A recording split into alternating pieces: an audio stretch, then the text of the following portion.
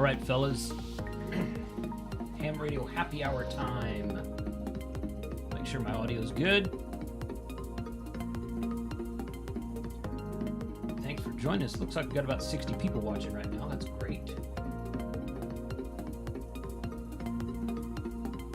Appreciate y'all being here tonight. There. Is that working or not? All right, fellas. There it is. Ham Radio happy hour. It's quite the delay. That is quite the delay. Good evening, Ham Radio 2.0 happy hour. It's December. I got the hat. We're all official.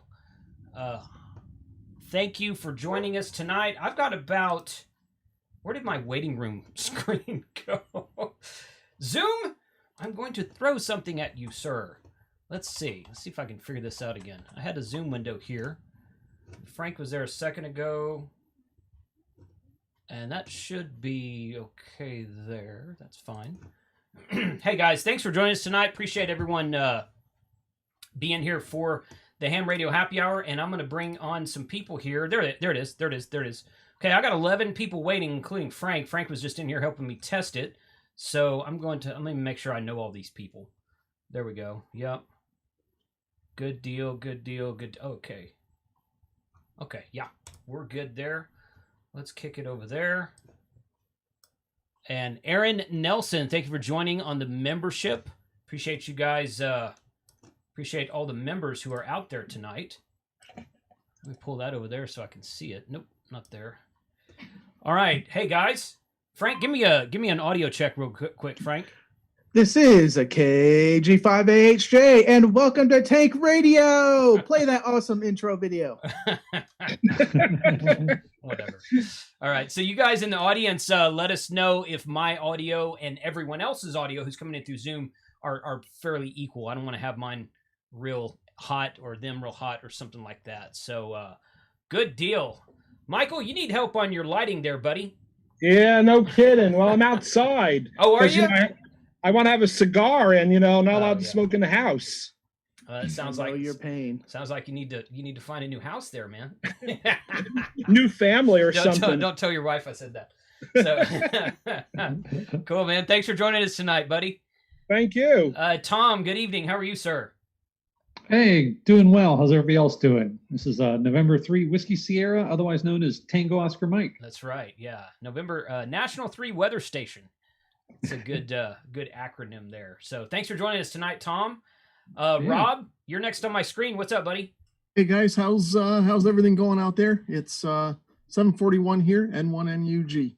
Cool. Thanks for joining us tonight. Yeah, it rained today here. It's the first time we've had rain in a couple weeks, and then it cleared up early this afternoon, and it was like in the mid 60s, I think. So it was pretty decent weather today. Next on the screen is Craig.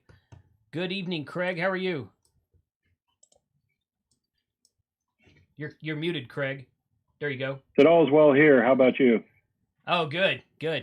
Just hanging out, chilling out, and enjoying the cooler weather. It was actually hot in the shack earlier, but I got 4 computers in here, so I keep like people. I did some Raspberry Pi videos, and people were commenting on my Pi Star dashboard. They said your Raspberry Pi is running hot. I'm like, it's hot in here, man. I don't know what to tell you. So, so it's all good. Thanks for joining us tonight, Craig. Joe. Glad to be here. Joe, K5 YVY, I think is what that says. Good evening, sir. How are you? Welcome to the channel for the first time.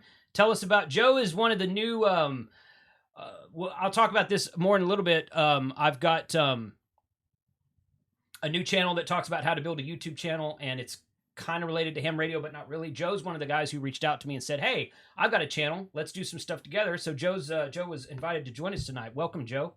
Hello, Jason and the group. It's good to be here tonight. Thanks, man. Tell us about your channel.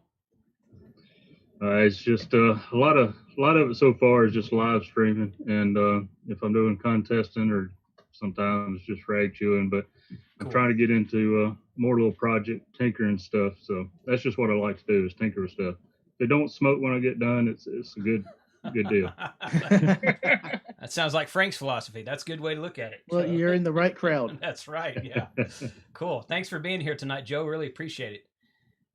Aaron, North Country. I keep saying it wrong. I keep saying it North County Ham, but it's North Country Ham. Good evening. How are you? Good evening, Jason and everybody. Appreciate the opportunity and invite me to come along. Yeah, good deal. Yeah. So your channel is North Country Ham, and you've got a few more videos up than some of the other guys. But tell us about your channel. Well, I just started about mid-October. Okay. I've been a ham since March of 19 when I decided to finally get involved with it. Just kind of going through anything ham radio, kind of anything even as I'm learning it. I'm just going to try to post it up through so maybe others can learn along with me and maybe pick up some things from myself that I've learned from watching a lot of hams on YouTube already. Good. Okay. Well, hey, man, thanks for being here tonight. All right. So, yeah, somebody in the chat was saying that not everybody was in the window. The Zoom resized the window on me, so it's fixed now. Everybody's good now. So, okay, Aaron, thanks for being here tonight. Really appreciate that. Thank you. Let's see, Chuck, you're next on my screen. Good evening. How are you? Good evening. How you guys doing? Rained here today also. Nothing to do. It's not going to help any, but it rained. It messed me up. I was going out to record something, so I kind of had to get underneath a tree to keep my camera dry. That's what I was going to do. I was going to put up an antenna in the backyard today, and it rained. And by the time it stopped raining, everything was still wet, and I'm like, nope, I think I'm going to be lazy today. So I edited videos all day. That's what I did all day. So And same here. Yeah, cool. Good deal. Thanks for joining us tonight, Chuck. All right. Don Izzo, what's up, buddy? How are you? Having fun, man. I'm inside the Eskimo 949 insulated hut here. I was about to say, are you in the Eskimo hut? I'm still in the garage, believe it or not. I'm testing. Let me tell you something. I got this. I got a Mr. Buddy heater running right now. Yeah. I bought one of those stovetop fans. Yeah. And of course I went. And as Jason said, next to Google, what is the greatest search engine? YouTube, right? That's right. And right. I Googled stove fans, and I took out the Dremel, took out the Dremel. This thing is pushing so much heat, I almost got to turn it off right now. Wow. That's awesome. I mean, I'm wearing the long sleeve 2.0 tonight, but yeah. but I'm having fun tonight. It was a long day. Look, there goes Tom. It was a long day at work, so just want to just kick back and just relax with a great group of guys. So cool, man. Thanks for being here today. I really appreciate it. Yeah, great shirt, by the way. You and Tom both have awesome shirts on tonight, so that's great. I've got the Dan Burek Ham Harder shirt on tonight myself. So it was a tough one. Do I wear the Ape shirt or do I wear the Jason shirt? Oh, Ape's not here tonight. He said he wasn't going to make it, so he's watching the Hallmark Channel tonight. Probably so. Yeah, I guess I didn't know they got that in Nebraska, but I guess that's probably it. Okay, let's go back up. I realized I skipped Steve because the stuff changed around on my screen when I switched the view. So, Steve, good game. Good evening, sir. How are you? Evening, and what's up, folks? Joe, you're just a few miles to my east, so you ever need anything, man, hit me up. I'm literally like 20, 30 minutes from you tops. So good to have you, bud. You too. Appreciate it. Yeah, there you go. Cool. Okay, so Joe, are you in Mississippi? I didn't even look that up. Yes. Yeah, we're just a few miles west of Steve there. Oh, good. Okay. Well, hey, I just learned. Steve and I have been doing videos together for a year and a half, and I just learned where he was last week, so I probably won't remember that. But good to know. So, hey, you know what? As long as there's not another YouTuber in California, I'm happy. So, all you California guys out there going nuts on this. So, and okay. Speaking of California, K6ARK, Adam. Good evening. How are you? I'm doing well. I took the day off of work today. I just basically worked on antenna builds all day. I think Sweet. I've got the portable 10-meter beam working well enough to bring it up to a mountaintop tomorrow. So that's my plan, and made some progress on the ridiculous boom for the next 2-meter Yagi, which will have I just measured it, taped it out. It's 16 feet 10 inches foldable boom, and it folds down to about 4 feet long. So Okay, so I saw the picture of that boom in the chat a couple hours ago, and I wasn't really. Yeah. I was doing some other stuff, and I wasn't quite following. I was going to ask you, what antenna is that for? Because you're working on multiple antennas all the time. So that's that's for another 2 meter.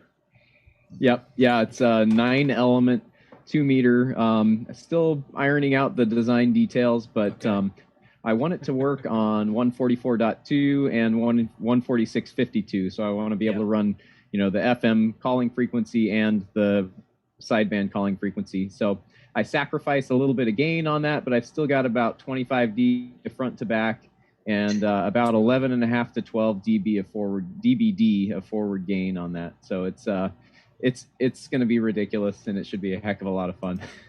Good. That's a powerhouse. That's going to be now. Is that similar to the one that that Chuck was Chuck's video last week was about one that he had said that you had done a video on, and he said go see Adam's video for the build list or something like that. So, and I don't remember, maybe that wasn't for 2 meters, Chuck. I don't remember which one that was for right now, but both of you guys keep building numerous Yagis. Yeah, it was a 2 meter, but it's only 5 element, not 9. Like That's his, right. And about 8.5 gain on mine. Cool. Well, that's still good. It's not bad for the size. No. Well, that's cool that you get to break it down that far, Adam. That ought to be fun to get some really good soda stuff done with, I imagine. I'm gonna do What's that one breaking more down? as well. It packs down. It folds down to about 4 feet long. So it's Okay, that's what I thought. Yeah. Cool. Good. Well, that'll fit in like what that's shorter than a trekking pole, right? So. Yeah, it'll strap to a pack pretty easy. Yeah. For carrying. So good. Awesome. Cool, man. All right. Well, hey guys, this is very informal. Anybody who wants to say anything, anybody has any questions, is welcome. For those. Other than my lighting, you didn't introduce me. I did too. No, you didn't. You Yeah. just complained about my lighting. Oh, okay. Okay. Yeah. Well, somebody's got to get picked on, and since you had terrible lighting, Frank got bypassed tonight, so I couldn't pick on him. So I you have got the great brunt. lighting. I know. Yeah, you have great lighting now. Usually it's Frank who's outside smoking the cigar or That's smoking true. a pig or smoking a cow or something. The guy smokes everything. Yep, it's still a little rainy outside, and I decided not to trump out the tripod 3 light sources. Then along with all this, I call it my smoking bucket because it's literally a bucket with all the cigar stuff in it, and what else? No, the rest of us, Frank, call that a Tablets. humidor. I mean, that's Don probably has a humidor or 3. I have 2 I imagine, humidors, yes. Both of Must have smoked them. Both of mine are right there behind me. Well, I do have a humidor, but when I go out with the the cutter, the lighter, my pipe, the pipe tobacco bag, the pipe lighter, the pipe stamper, the propane refill thing, it's just everything's in common bucket. So I grab what I want to smoke, grab the bucket, and go out there. I am a little bit like Don. I'm sitting outside in a tent. I'm here in Dayton, Ohio, ham radio capital of America. If we decide to have a ham fest again. Yeah. But my name's Michael, KD9OOF or OOF. And this is my new toy I'm playing with. And I'm going to start filming videos on it, the 5105. I know it's not new to y'all. It's long in the tooth for y'all, but for me, it's new. And basically my channel is going to be, you ever read the book Ham Radio for Dummies? Well, basically that's kind of going to be the whole prospect of my channel is going to be what not to do. Everything I do the opposite. Yeah. That's my channel. Have you seen me do anything? Frank, it's true. But yeah, I'm going to be trying to do a lot of digital work. Going to do some, try to do some different things, survival type things. Just playing with the 5105 and the R Finder B1, and that's it. Good. Well, that's Mike does a KMRD. Mike, he does a lot of POTA stuff, and he claims that that's his favorite QRP rig is the 5105. He's got the G90, but he likes the 5105 better for a couple of reasons that I can certainly understand what he's saying. So that's a nice rig with if you've got the latest firmware on it, which I haven't updated mine yet, but if you've got the latest firmware on it, I'm told it works quite well for QRP and portable situations. It's working so far so good. I'll tell you, the receive on it, I just sold my 7100. This thing received better than the 7100 ever did. Really? I mean, hands down. Wow, that's a bold statement. Huh. I can Interesting. understand people on this Yeah. one. Never can understand them on a 7100. Wow. Interesting. I believe it. Yeah, interesting. I borrowed a 7100 after I did that video a while back about HF radios under $1,000. Several people contacted me and said, "Hey, I've got a 7100 that I can ship to you or whatever." Well, turns out there's a guy that lives about an hour up here, but he was coming to Frisco last week, and I met him up there in Frisco. It was about halfway point between us, and he let me borrow his 7100. So it's in a box. He's cut I think he said he won it. They cut the UPC off the box, but he used it for a while, then boxed it back up, and he says he's not doing ham radio right now. But I'm like, well, you need to get back into it, man, and he's going to let me borrow it and do some videos on it. So I'm going to actually hook it up and do some FT8 with it and prove to myself that, yes, it does have an internal sound card. So, because that was a big question. But does it? Does it have one? It does. Yeah. It does. So Okay. It has one. so after that, I don't remember if I think I said this on one of my lunchtime live streams a while back, but after that video premiered, I got an email from Ray Novak, and he said basically the reason that some people don't think it works, or I'm paraphrasing, I don't remember exactly what he said. He said that Windows will not detect the drivers. So you have to go to ICOM's website, download the correct drivers. And once you have that installed, it should plug right up to the computer, and it does have an internal sound card. So a lot of people think that you need something extra because you plug it in. Because I just plugged my 7300 into my Windows 10 laptop, and boom, it was working. No, I mean, not even a extra button click. Windows just found it and said, okay, you're ready.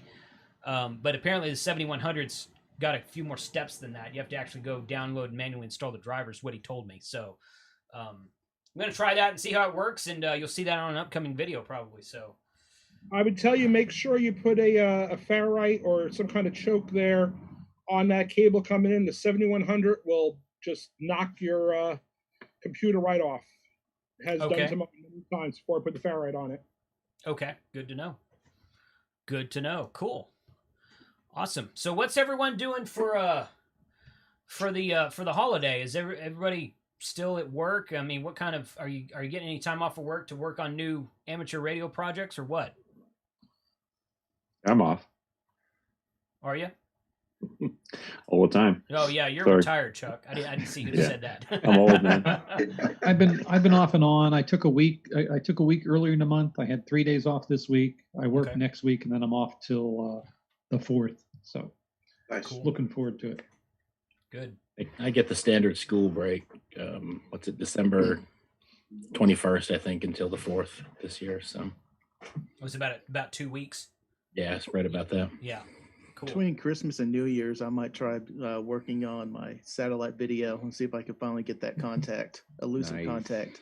Yeah, I Let us noticed you know, seem to man. have upgraded. The back corner used to have a tape measure Yagi back there, and it looks like a little upgrade back there. I don't see any antenna back there. Frank did this whole phantom antenna thing in the last video we did. It was it was Frank Tank- then, and it's more Frank It now. was Tank Doppler. Yeah.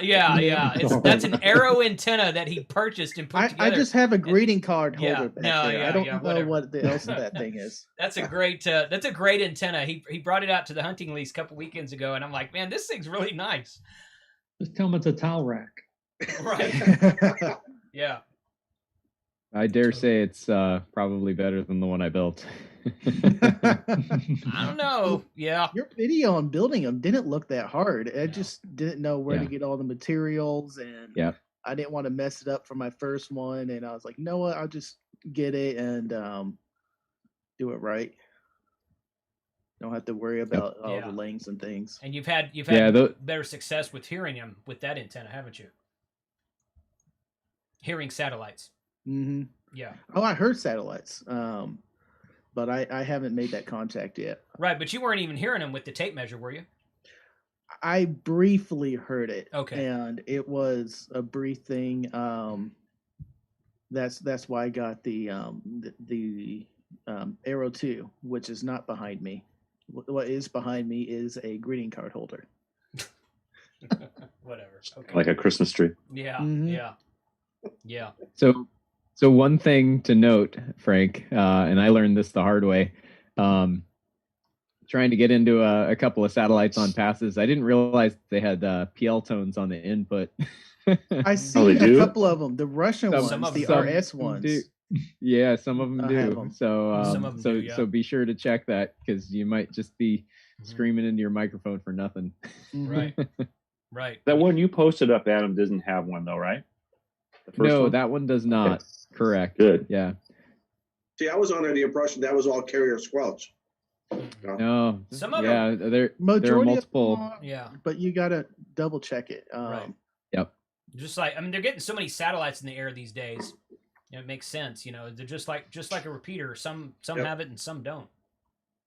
So, well, Charlie's joining us. Red Summit RF on YouTube. Good evening, Charlie. How are you? Hey there. Good evening. I just was out doing stuff and I realized that I was late to the game, but It's all right.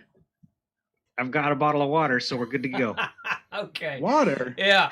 So Tom held up a bottle of Bullet bourbon, In here. Bullet whiskey, and I had some of that last weekend. I was over at my folks' house. My brother brought some of that over, and that stuff is actually quite smooth. I'm gonna have to go try to find me some.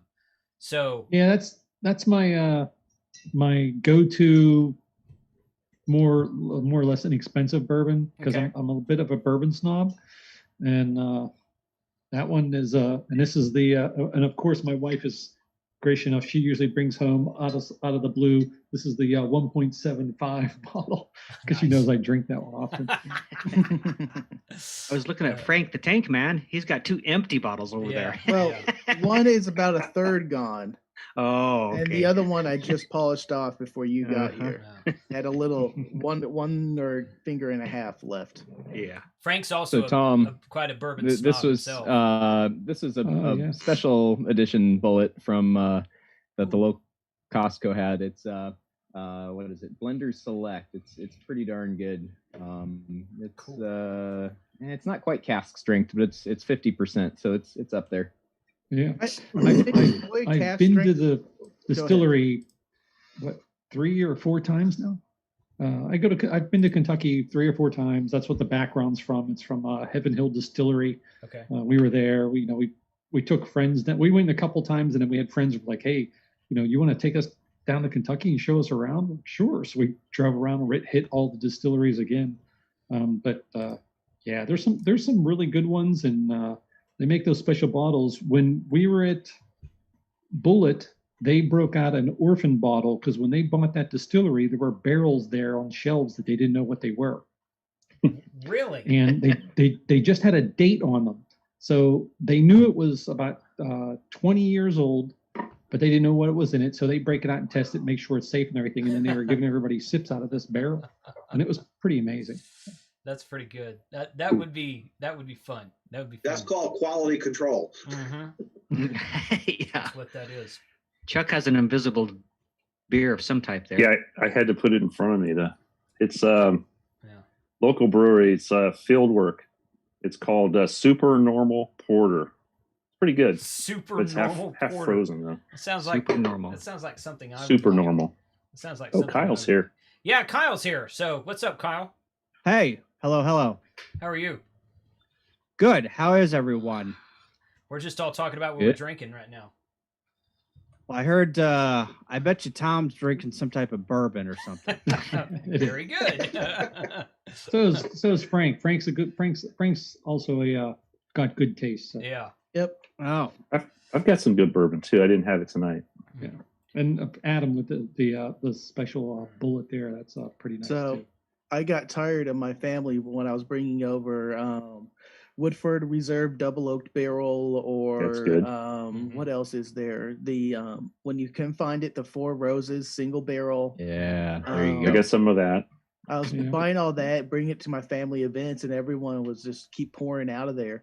And they're like, "Oh, you bring the best bourbon?" I said, "Yeah, cool." And they will finish off the bottle. So I went out and bought Knob Creek's Yeah. single That's barrel. good, That's too. 120 proof, which I do enjoy. It's not a bad bottle. I do enjoy it, but it's high strength. And I brought that the next time I went to a family event, and everyone was drinking out of my bottle. I only had one little sip. Ooh, Ooh, that's too much for me. I'm not touching your stuff anymore, Frank. Mission accomplished. Nice. Yes. Works. If you see it in the liquor store, it's a Bird Dog bourbon. It's 10-year. Yeah, somebody just mentioned And that. I never heard of it until earlier this year, and a bit pricey. It is my number one favorite bourbon right now. Bird Dog 10-year. No. Okay. Yeah, I'm not a big. pretty amazing. I can appreciate and I enjoy a nice bourbon, but it's like, I don't. When I'm sitting at home at night and I just want to relax, I don't usually reach for bourbon. I do like a really good Scotch, but I don't. But I'm starting to come around. My brother really likes it, and Frank keeps bringing it out to the hunting lease, and I'm like, this is good stuff. I really like it. But like, if I bought a bottle of Woodford and it lasted like 9 months, so I just don't drink it a lot. Doesn't go bad. I do like it. No, it doesn't go bad. No, of course not. Well, I got this one because I got tired of drinking the $60 to $70 bottles of bourbon in about 3 or 4 weeks, especially with this stream when we're doing it, because I'll finish a third or Oh, now it's my fault. I see. Okay. Yeah, it's Jason's fault. It's just on the stream. So this Haven't had a beer in full 2 bourbon weeks. is only about $20. Oh, okay. At what point does like the nice smooth bourbon that everyone, you bring out your A bourbon, right? Mm-hmm. At what point does the A bourbon taste like C bourbon because you're so sloshed that you can't tell the difference between, whatever No, it's the bourbon C is off? tastes like A. Depends Yeah. how fast you're drinking it. Or the other way around. Like, is there to a point where you say, all right, I'm gonna drink down to this line, and then once I get past that line, I'm switching to something else? There's certainly a point of diminishing return, Right. From Right. from a cost perspective too. When you get up to a certain point, and you're like, okay, this is good stuff, and then you go beyond that, double or triple that, and you're like, okay, this is good, but not that much better. Not that much, but yeah.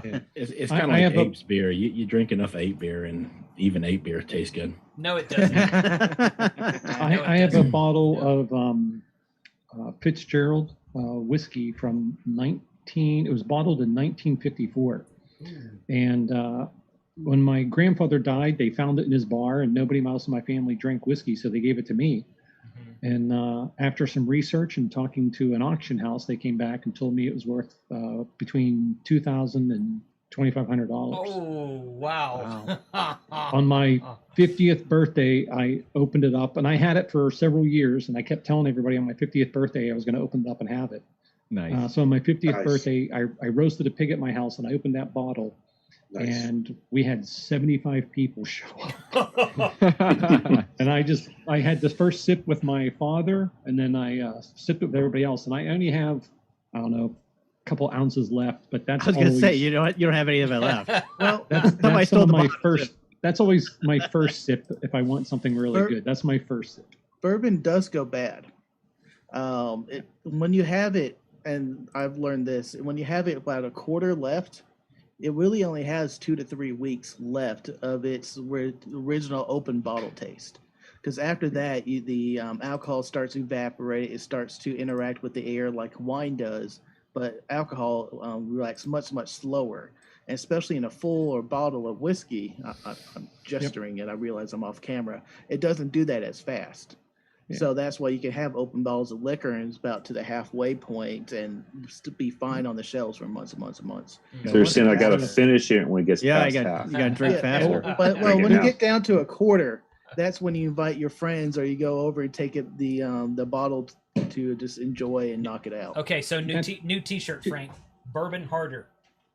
Bourbon harder? Once you open Have you your ever bottle, heard sure of an that's bourbon been harder. already. Yeah, Frank, have you ever heard of an infinity bottle? Yes, and I haven't done that yet. Yeah. What you do is when you get down to that last little bit of alcohol, you combine it with another one. So if it was a good bourbon, when you have that little bit left, you're supposed to combine it with another one because almost all bourbons, unless they're single barrels, are blended. And you combine it with another one. So the theory is you always have a little bit of that good bourbon left. Well, they're blended with the same bourbon from the same house. Right. Yes, but you're right. They are blended and also watered down. Yeah. That's how they get the alcohol level down. Yeah. So that Sounds like infinity something that happened in bottles. Backwoods 40, man. Yeah, it's supposed to be special. You're only supposed to break it out for special occasions. And a lot of bourbon connoisseurs do that, and they say that's some of their best bourbons, best whiskeys. So, All right, so who is expert? Because I can't answer this myself. Who's expert enough to tell us the difference between a bourbon and a whiskey? all bourbons. Oh, is a good. whiskey. Frank's raising his hand. Ignore Frank. Go ahead, Tom. Yeah, go ahead. Frank, you tell me if you all disagree with him or bourbons not. are whiskeys, but not all whiskeys are bourbons. I think I've heard I was that. about to say that. Yes. Yeah. Yeah, bourbons It's, have to be 51% corn Mm-hmm. and have to be aged in a new charred oak barrel. And after it comes out, it'll be watered down to get your strength, but no flavorings or anything like that. If once it comes out of the barrel, that's it. If it's a flavored with anything, then it's no longer a bourbon. It's a whiskey.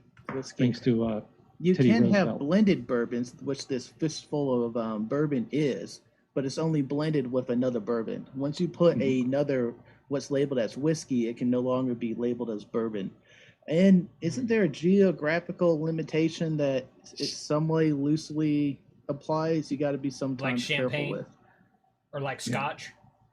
Because technically it's not champagne if it's not from Champagne, France. Yeah. I think it's France. Yeah, well, there might be a geographical. It has to be from Kentucky. I have a But question. it has to be from the U.S.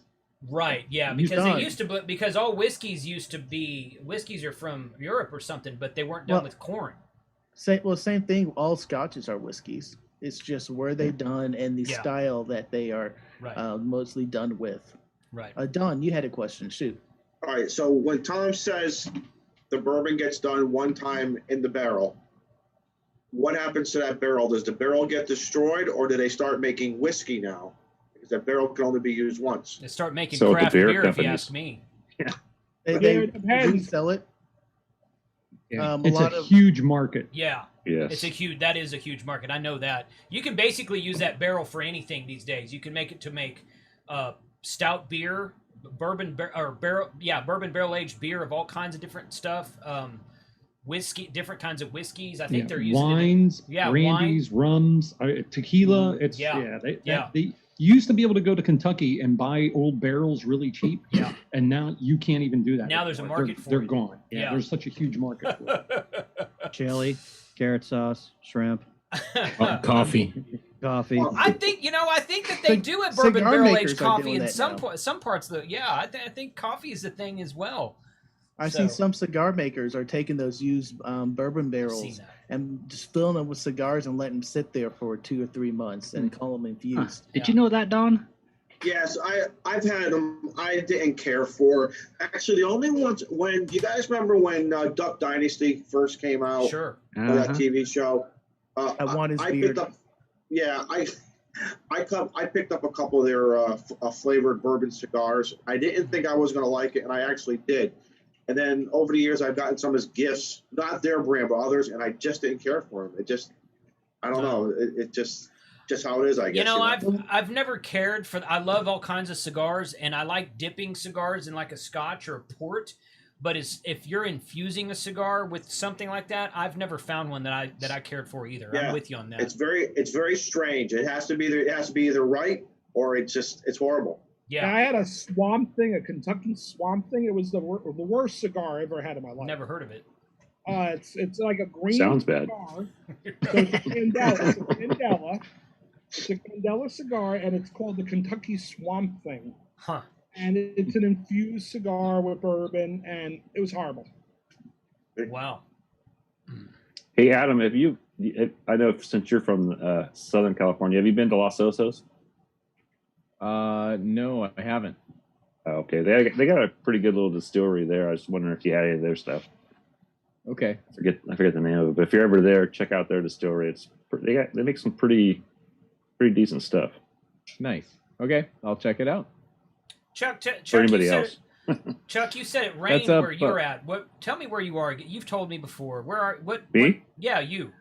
I'm Are you outside of LA? No, I'm 25 miles northeast of San Francisco, between San Francisco and Sacramento. Oh, okay. You know where Vallejo is? Okay. Yeah, vaguely. I know. I've been in San Francisco, I'm like San Jose a bunch. So 20 minutes from Napa. Oh, I've been to Napa. Sure, yeah. I know Is that exactly getting where into you are. Bob territory up there? Yeah, Bob's a little north of me. He's up towards Sacramento. Yeah. He's a little more Which north. Bob? We're Bob, talking New York. K6 Bob or- UDA. K6 UDA Bob. Oh. But he's going to Idaho. Idaho Bob now. Idaho Bob. Idaho Bob. Bob. I haven't talked to Bob in a month or two because he hadn't been on his live stream, and he hadn't joined. We haven't done a meetup in a while, so I need to follow up with him, see how he's doing. I met Bob down in Arizona for what's the Quartz Fest. Quartz Fest. Yeah. And you know how he sounds like that rough and tough cop guy? Mm-hmm. Super nice guy. He's really soft spoken when you talk to him. Yeah. It's totally opposite of what you'd think. I've talked to him on the phone several times, and you know we've done Zoom sessions together. You know, StreamYard, whatever he's using. He uses some Mac version of something similar to StreamYard, but I've done that. I've been on his show. He's been on our show, but nice dude. Yeah, but I don't think I've ever met him face to face. Yeah, he's a nice guy. Yeah, he's good. He's a good dude. I wish he'd join us for these nights. Yeah, my wife asked me tonight. She's like, 8 p.m.'s a little bit late for a happy hour. I was like, yeah, but I got a bunch of guys in California joining us, and it's 6 p.m. for those guys. So I want to try to make it as well-rounded as I can. You know what? And I it's always Friday. wondered why it was 8 instead of like 7 or 6 our time. Because Adam and Chuck and Josh when he's here, and Bob if he ever joins us, which he has before. All these guys are in California time, so I'd still be out building And that me, tennis. half the year is me too. He had Arizona's to screwy. pull his antenna early. Oh Yeah, Charlie, Eastern. you're Arizona, and they only do daylight savings sometimes or whatever. Never. So Never. So Okay. so we're on California time half the year, and then we're on Colorado time the other half. That's right. Who comes up with that rule? We're Well, just they'll tell you in Arizona, just they're weird. the normal ones, and the rest of us are the crazy ones who change our clock. that's the way we Hey, look if at we it. if we could do away with this whole change in the time, I'd be okay. Can we just have can it not get dark until like 8 o'clock? That's what in I think. winter? Yeah. Can we just have Yeah. that, please? Yeah. I know. My wife was telling me like she's done like when it gets dark. So in the wintertime, she's like checking out at like 6 o'clock. Yeah. I know. I moved Yeah. to Florida for that. Right. I You saw. know what? I just want to get rid of time zones completely. Why can't we just have a one solid time for the whole world? That would be- Then we don't have to worry about, well, is it 6, 7? No, wait, they're 2 ahead, but maybe 1 behind, but now it's Everybody daylight going UTC savings, time. so it's a 30-minute half-hour thing. That's why they left UTC alone. Yes. It's true. Excellent area. Yep, that's true. Awesome. Sheesh. Yeah, I'm Eastern time up here in New York, so So it's midnight, right? I finished my beer. It will be. It's my own brew, and I made it a little too strong. It's at 9.2 right now, setting. Nice. Yeah, the U.S. okay, has so- got like 20 time zones. You're lit. You're gonna be lit, man. So That's why Aaron, I'm sipping. so Aaron, you're in New York. Rob up there, he's in Connecticut. So you guys are both on Eastern time. Yeah, I Don. back So is in- Don. I left Connecticut in 2014 when I got out of the service. Oh, I was in- good move. Yeah, Smart I man. was in Groton, Smart man. stationed in New London with the Coast Guard. So Oh yeah, okay. Excellent. Okay. Good. Thank Yeah, you for your service. Don's also in Connecticut, not too far from Groton. Right. okay, yeah, I know the area. Yeah, I'm in northern Connecticut. What part of New York are you in? Northern New York, obviously North Country they call it, but you go probably about an hour north of Syracuse. I'm right along Lake Ontario, just south of St. Lawrence River, Thousand Islands. Oh, there you go. Oh, nice. And, Nice. and of course, I got the Adirondacks just to the east of me, so I'm in some excellent area. Yeah, perfect. Excellent. How far is that from Baldwinsville? Probably about 45 minutes or so north. Yeah, I used to go to Baldwinsville for work. Man, it just snowed all the time, even during Oh, summer. They always say up here where I'm at, we get 9 months of winter, 3 months of bad skiing. We would check into the hotel and have the rental car at the hotel, and we'd come out and there's like 10 inches of snow out there. From being from Missouri, we were like, well, I guess we're just gonna try and get into work. So we drive into work and everyone would be like, where have you been? And we're like, snow 10 inches. And they're like, so? So that 10 inches probably came down in about an hour. Yeah. They And, must you be know, not it's from like Texas. people in Yeah, Texas, we're all over the- people in Texas would turn around and go back inside. I mean, Yeah, it's we snow shut 10 down inches. on the threat of snow. Yeah. Oh yeah. It just gets that gray look and everything's closed. My Yeah, first trip Let to me guess, Texas. your public works department doesn't have plows then? Y'all don't have plows? Well, we have a plow. For what then? We don't have We a got some. plow. We got some dudes with shovels. Yeah, My first trip to Texas, I was in Dallas, and they had the worst ice storm. We do ever. get bad ice storms here. Yeah. 93 or whatever Yeah. that was. Yeah. I might have been. I was in a rental car, and I had to go pick my boss up at the airport. So I was like 45 minutes late to pick my boss up at the airport, and I tortured that rental car. after Yeah. that. That was bad. Here in Arizona, it's a little different. We have haboobs in the summertime. A haboob. I'm It's a afraid dust that's storm, what a haboob like is. just a big wall of dust that just kind of comes and envelops and just covers everything, and then it's like it's dark. Oh, it's a haboob. Just so you know, Where you know that's where going to you be live? taught in class this week. Yeah. Yeah. that might make a YouTube video. Yeah, that's great. Haboob. Yeah, you want to get That's wanna get almost as fun demonetized, as that's the way kids to do it learning right that there. that little patch of skin right there is called a weenus. Haboob All is right, going to guys, run a this is real my close channel, second. guys. Come on. Hey, let me read something real quick. Let me read something. Brett Walterman in the chat says, "Hey guys, I'm taking my license test very soon for technician. Just wanted to say thank you for posting videos and helping me. I didn't know a single thing 3 months ago about ham, and now I can't get enough. So good luck to you, Brett. Awesome. Certainly good. visit us again, myself or one of these other guys, and let us know after you get your license what your call sign is for sure. Thanks for being here tonight. Welcome to the hobby of hobbies. That's right. Yeah. There is Welcome to the haboob. Start playing on Poda. Chase me on Poda. Right. Yeah, chase me on Yeah. Poda. That's right.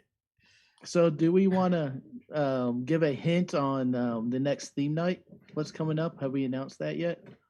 No, I think Ape just decided that like yesterday or the day before. No, let's not. If Ape was here, I'd let him do it, but I don't care. I mean, unless like Kyle and Steve and Adam want to talk about it, then we can do that. And Rob, if y'all want to talk about it, we can do that. But I say we should make it a total surprise. Yeah. there you It's go. going to be a Okay. surprise to me because I got to figure out what I'm doing. Yeah. I'm going to spoil it. Yeah. We're doing the Let- haboob hour. Let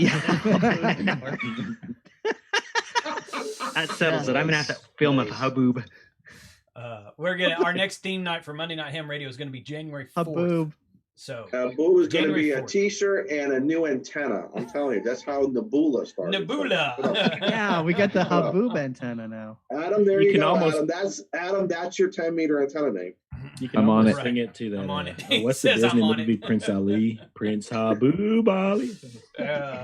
Yes. Oh, that's awesome. I think it should be a total surprise to the user. We shouldn't even like put. We should put. Well, we can't really do that. I'm just thinking in my head. We should release the playlist like a little bit before. But what's the fun in that? Well, we can do trailers, right? That's a new thing, right? Supposedly YouTube has enabled that, but I haven't seen where to do that yet. It's not on my Okay. channel yet, so I've that been would be looking for fun. that. I've got well, ideas. Well, I that's got one ideas thing. as well. Trust me, but No, that's one thing I was thinking about last on theme night when we did what was it? Soda? Do something awesome with 2-meter. Oh, Not a yeah. lot of people were like talking about it or saying, "Hey, man, on the December we're doing a theme night of do something awesome with 2-meter, and Right. please join us, and we're gonna have this posted or that posted." So I was just thinking we need to promote that a little bit more, and that's what I was just trying to get at. yeah. But those that's just my thought. Yeah, we can do something like that. Those of you in the chat who haven't participated with us yet, maybe you know, maybe you don't know. A group of us, and it's not the same people every week, but a group of us get together pretty much every Monday and Thursday, and we will release our videos in a scheduled order as a premiere on YouTube. So, like, usually I go first, but not always. Sometimes Callum goes first because he's ahead of everybody in time-wise. So Well, it's actually whose video is longer than the 15-minute slot they're allowed. well, Then they usually get moved up to Well. before you because that's when the extra space is.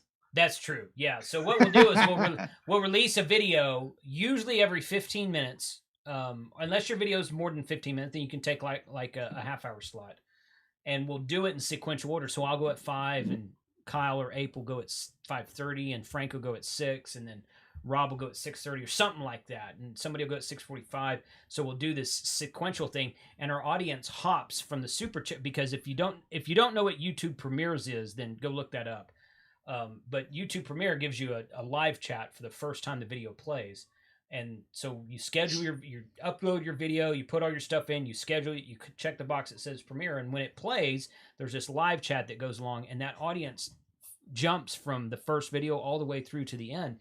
And it's really fun audience interaction wise. It's very fun to do because Did we do like 14 the one night? The antenna night was 14. something like that. Yeah. I think it was like that, 12, but it's something. Yeah, it was some really big number like that. A lot of And good. actually, that's a good thing for us new content creators who are like, we have no clue what we want to do a video on. If we know, oh, this is the theme, oh, I guess we'll create a video on this theme now. Yeah. It's kind of easy Yeah. for me. I'm just showing you what Jason does wrong. Well, No. yeah. Oh, Wow. So Oh, I'll tell man. you- You can tell how much of that bottle. I'll he's tell had. you. Yeah. so Frank, I'll tell you Those what I 4 did fingers, wrong. not I'll 2. tell you what I did wrong. I allowed people to follow me because I've been doing this Monday, Thursday thing since before 2020. And then all of a sudden Ape said, hey, let's do this. And I'm like, great. And now there's like 12 people every night. And I'm like, really, guys? Seriously? I'm just kidding. We all know who the anchor is. Who's bringing them? It's Just you, bring Big up the Frank. anchor rear. store, just It's like you, a Frank. big old Walmart It's or T.O. a It's you, Kohl's Frank. or Yeah. Theo. It's T.O.'s the anchor. T.O. who's the booze? He's wiping up the rear every night. That's a good way to state it. Yeah. Yeah, we're all tweeners in between. What is No, that guy but anyhow? it's a fun time. It's a fun time to do stuff like that. And if you, well, I was gonna say something. Second. Oh, the reason I do my videos. So little bit of YouTube tips for you guys real quick. The reason I do my videos at that time of night is because, and you can find this information in the new YouTube Studio. YouTube Studio has done a bunch of updates over the last year or so, but I use a tool called vidIQ. It's a plugin for Google Chrome, and it when you log into vidIQ, it gives you a bunch of different stats about your YouTube channel, and it'll tell you when your most popular time of day that people watch your videos is. So basically what they recommend is, like mine is between 6 and 8 p.m. at night on Central Time, which is my time zone. So I always want to release my videos around 5 or 5:30 because I know majority of my audience, more than any other time during the day, is going to be watching between 6 and 8 p.m. at night. So vidIQ is an excellent tool that tells you, hey, this is when you should release your video. If you guys want to know more about vidIQ, I'll send you a link to it. You can get a free 30-day trial on their what's called their Boost plan, which is their top of the line plan, just to kind of check it out. It's no obligation or anything, but it's a really cool tool to use. There's another one called TubeBuddy, and those two tools do a lot of the same stuff, but they do a lot of different stuff as well. So, food for thought. Let me see what Josh is laughing at here. Noel's in the chat. Did everything go quiet, or is that just me? Does everybody stop That's talking? you. Okay. Everybody's quiet. I'm sketching out my thumbnell for Habu. 5'9" Charlie Tango. 5'9" Charlie Tango. Hey, anybody get on 10 meter tonight? Habu Bauer. Adam did. I did too. I did earlier. It's hopping. And it is. It's We live hopping in here. California. It wasn't hopping too much.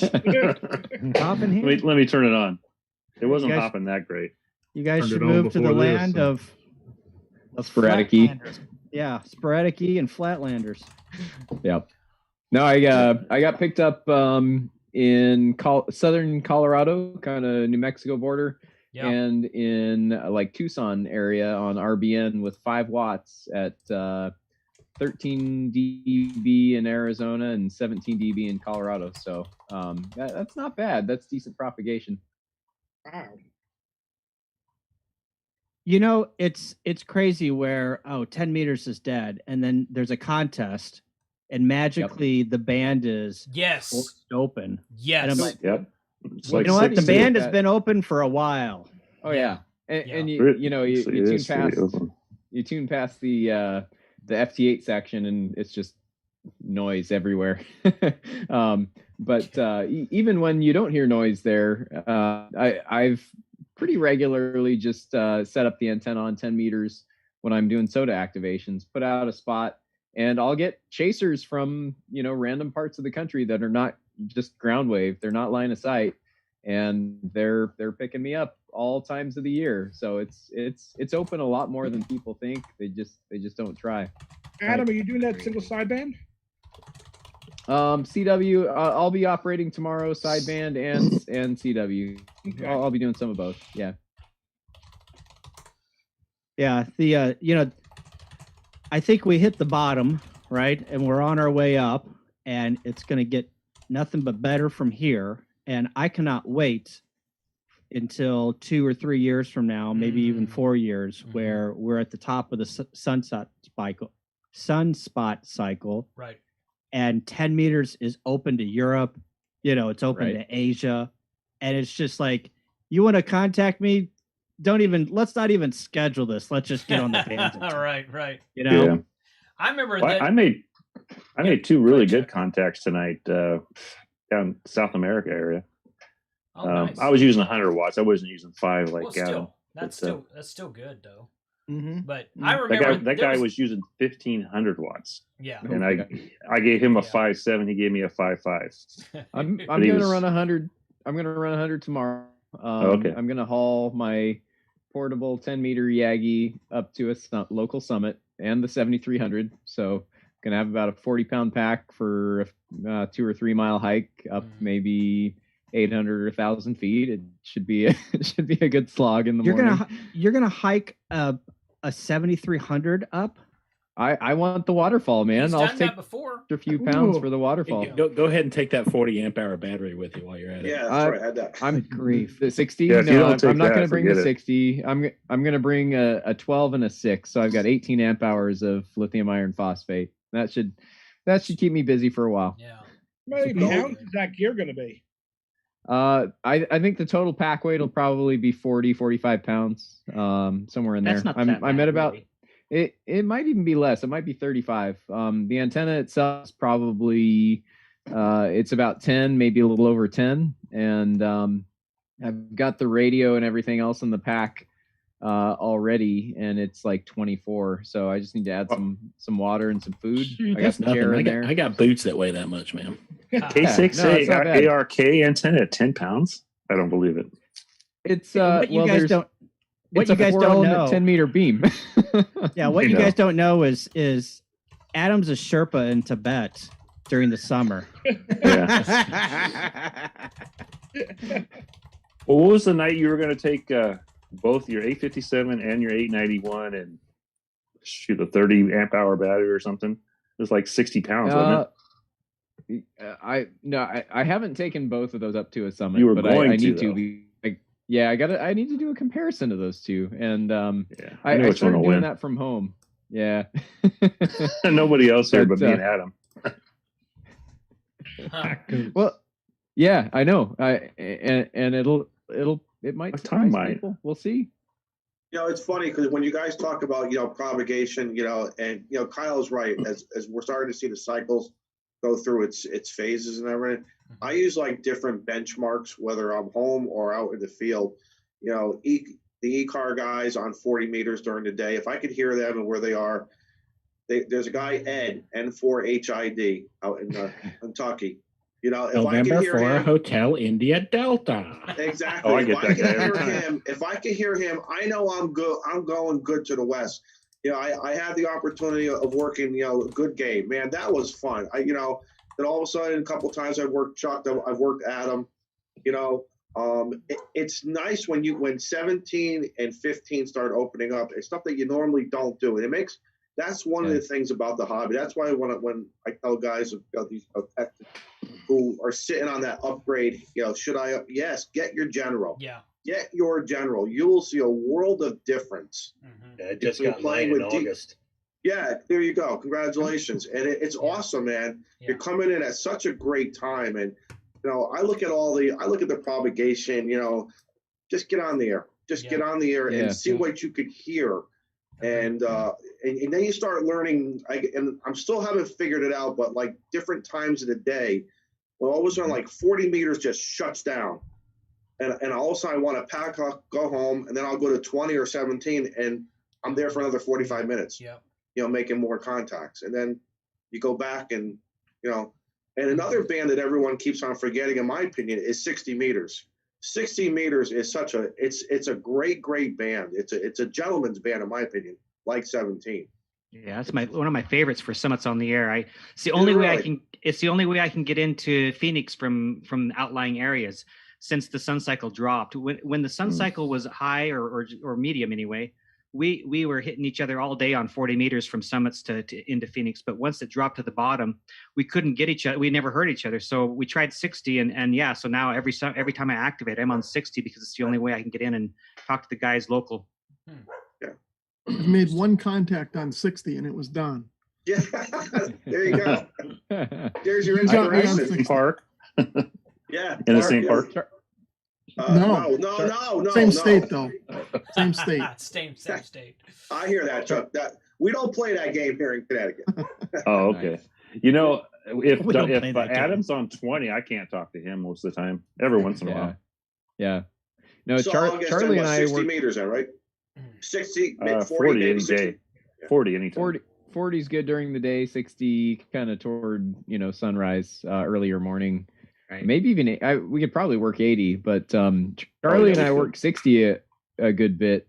60 is actually pretty good for soda for 300 to 500 mile kind of stuff. And it's funny because the few times I work the guys in Texas, I'm like, where's Jason? Where's Frank? And where's all these guys over? And next thing I know, I got a guy from Montana calling me. It's like it skips over Texas, and and I'm talking to Alaska. I've worked Alaska now 3 times on 40 I can tell meters. you where Frank is. That's He a hard doesn't have one. a radio yet.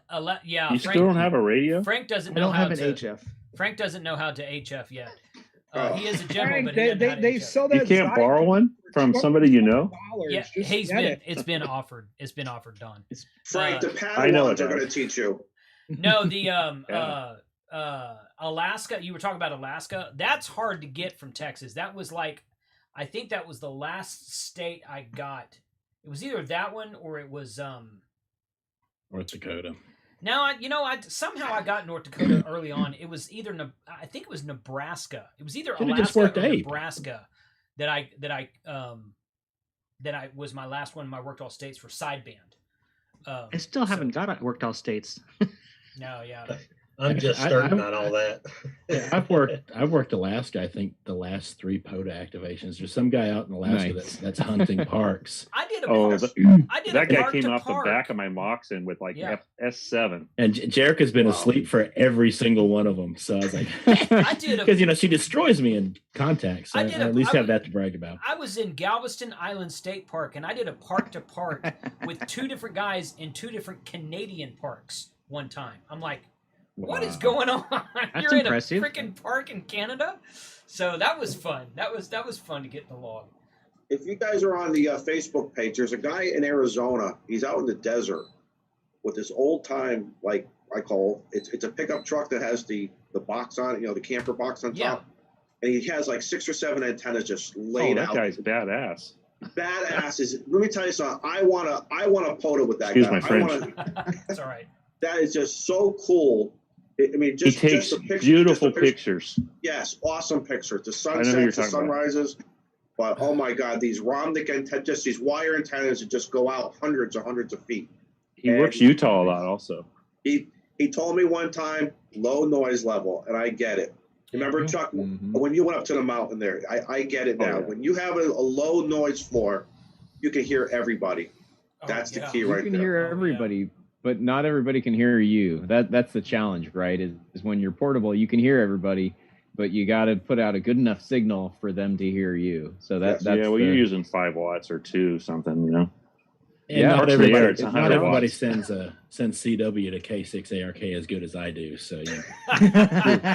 I was impressed. I saw that. So I'm gonna drop a link in the chat here. right. This is if you want to learn about propagation and understand what frequency to use at what time of day, what's going to work best from one point to another point. Voacap.com, Voice of America. Yeah. I think coverage analysis project or program or something like that. Yes, I forget what it stands for. But awesome website with incredibly valuable information for ham radio operators. So definitely check that out, play with it. And you know, if you're trying to make contact with someone in a certain area, it's an incredible tool to help you with that.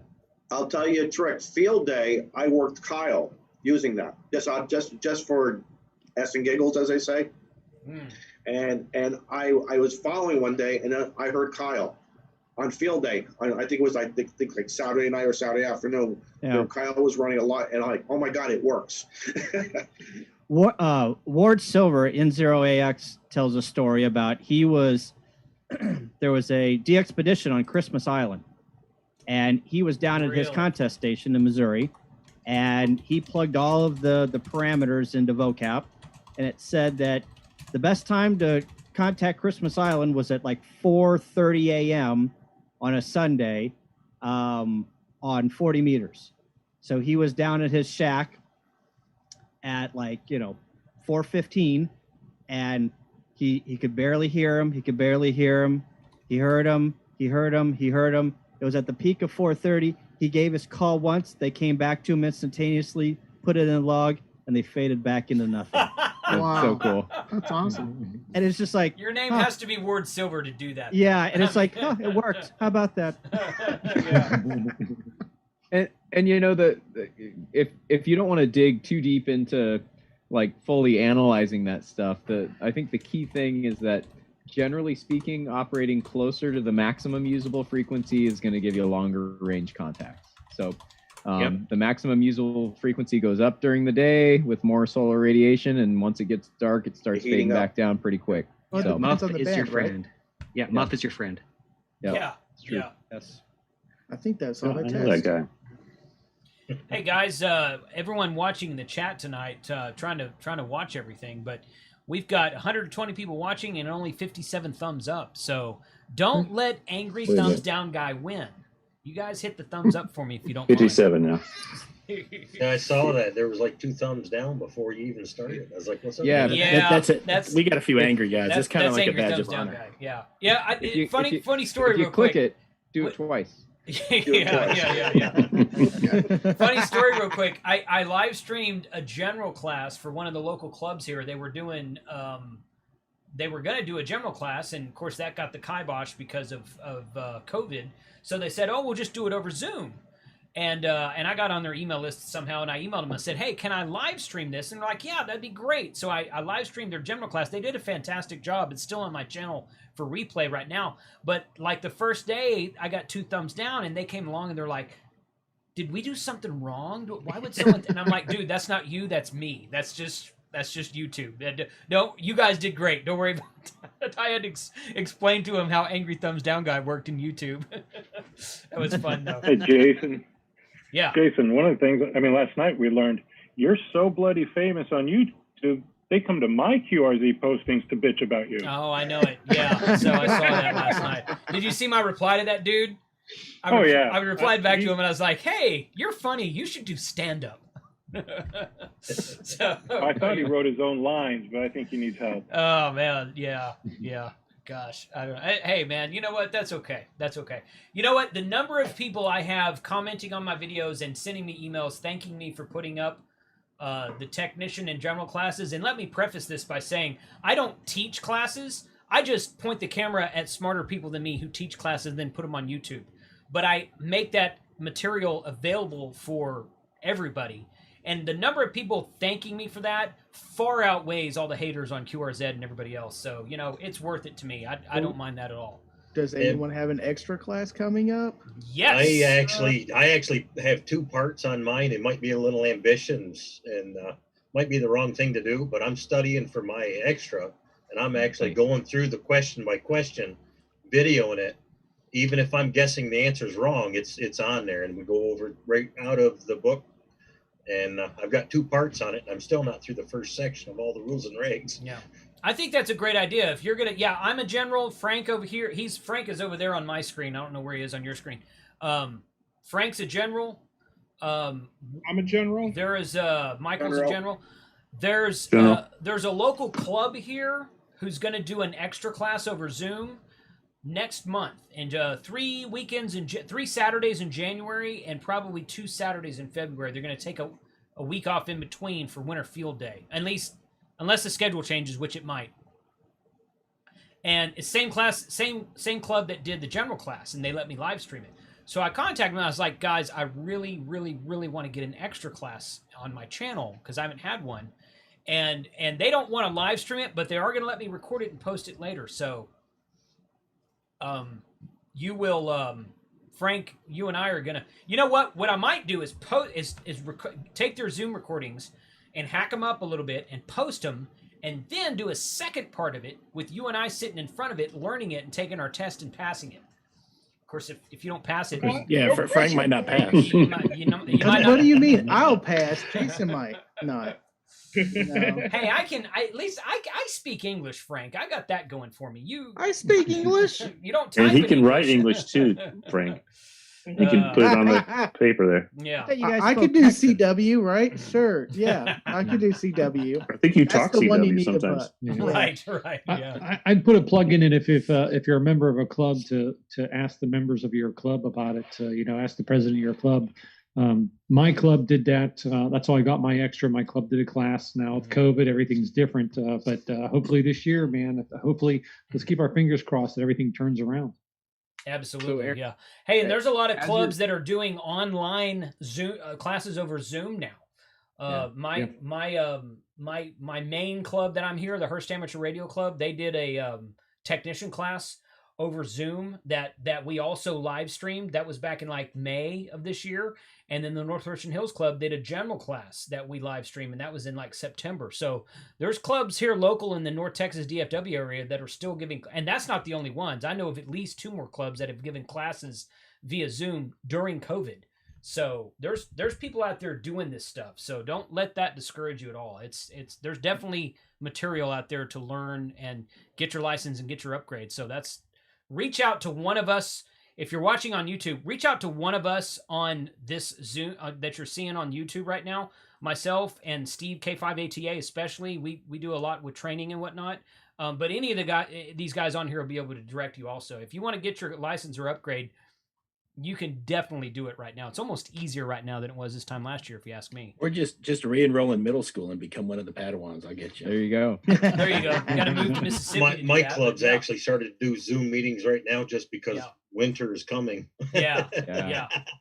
Hey, Aaron, suggestion for your extra videos. If you have questions as you're working through that stuff, if there's stuff you don't understand, connect with some of us on here, Zoom us in, and we probably won't have a good answer for you and probably won't understand it either, but we'll try to figure it out. And if not, we'll give you a line of BS that sounds good. Right. Well, I mean, I literally kind of go through the question, reveal the answers, and kind of do my guess, and then right below it, of course, in the book by Gordon, they give you the brief description of why their answer is right or wrong. So I've done a couple questions where I was wrong. I was like, well, best guess, and revealed it. And I mean, I've only got 2 posted so far. I was like, well, might be a mistake, but maybe somebody will learn along with it. It's not a mistake. It's not a mistake. Everybody has a different learning style.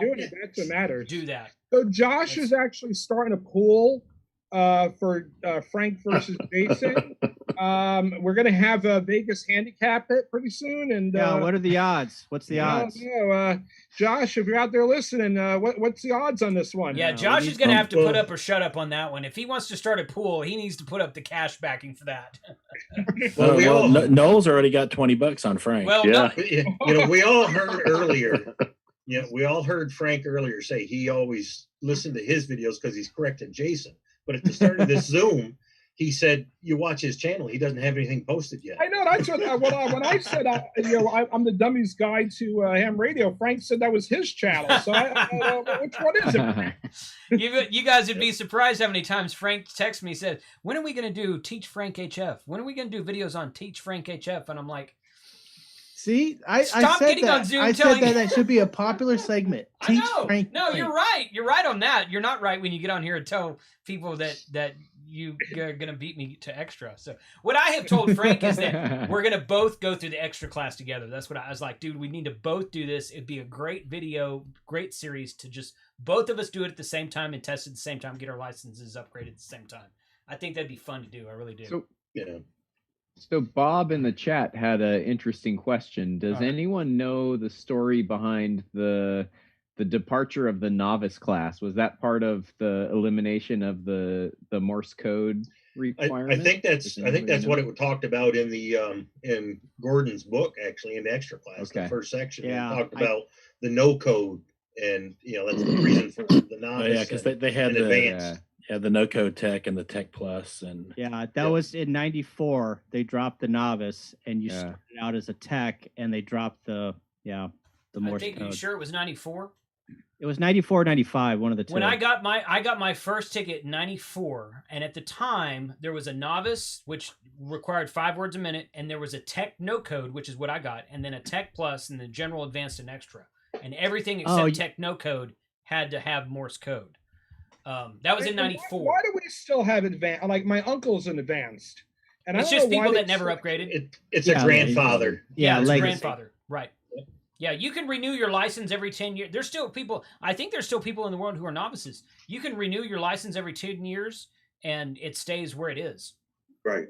So, there's a couple guys in my club that are advanced. Yeah. And they said that they're having a contest to see which one of them is going to be the last advanced live. Nice. That's fun. That'd be awesome. Yeah. So, yeah, but Cool. I know there was a guy in our club that was advanced. He passed away 2 or 3 years ago, but he and I actually went through an extra training course at one of the local clubs here. But I only it was like 6 weeks long every Tuesday or something. I only went through the first half of the classes, so I didn't ever finish it. But yeah, that one's still out there. I every now and then I run across somebody who's got an advanced license.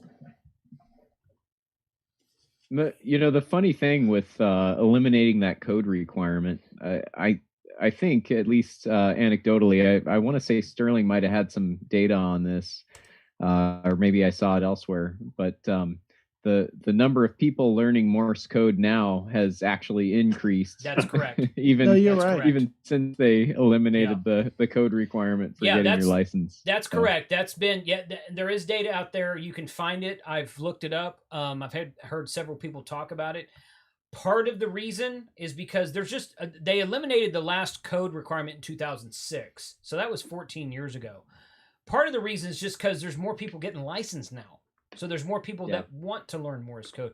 But yeah, it is kind of ironic how they take the requirement out and then everybody decides they want to learn it. So, back then, like SOTA and POTA stuff didn't exist.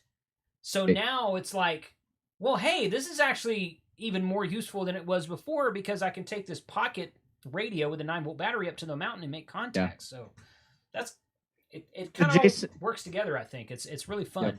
Go ahead. All right. According to Wikipedia, which it's always right, you're correct. So in 94, they had the Technician Plus, which was the no code, but they still had the novice. No, the Tech no code was the no code. The Tech Plus was the it was a separate test. So you took the Technician, and then if you had I'm reading that wrong. Yep. So on April 15th, 2000. Is when they went to the three operating classes: Technician, General, and Extra. Okay. They eliminated the Advanced, the Technician Plus, and the Novice class. So 2000. Yeah. The Tech Plus was anybody who passed the Tech class that could do 5 words a minute code test. Yep. Correct. Mm-hmm. Yep.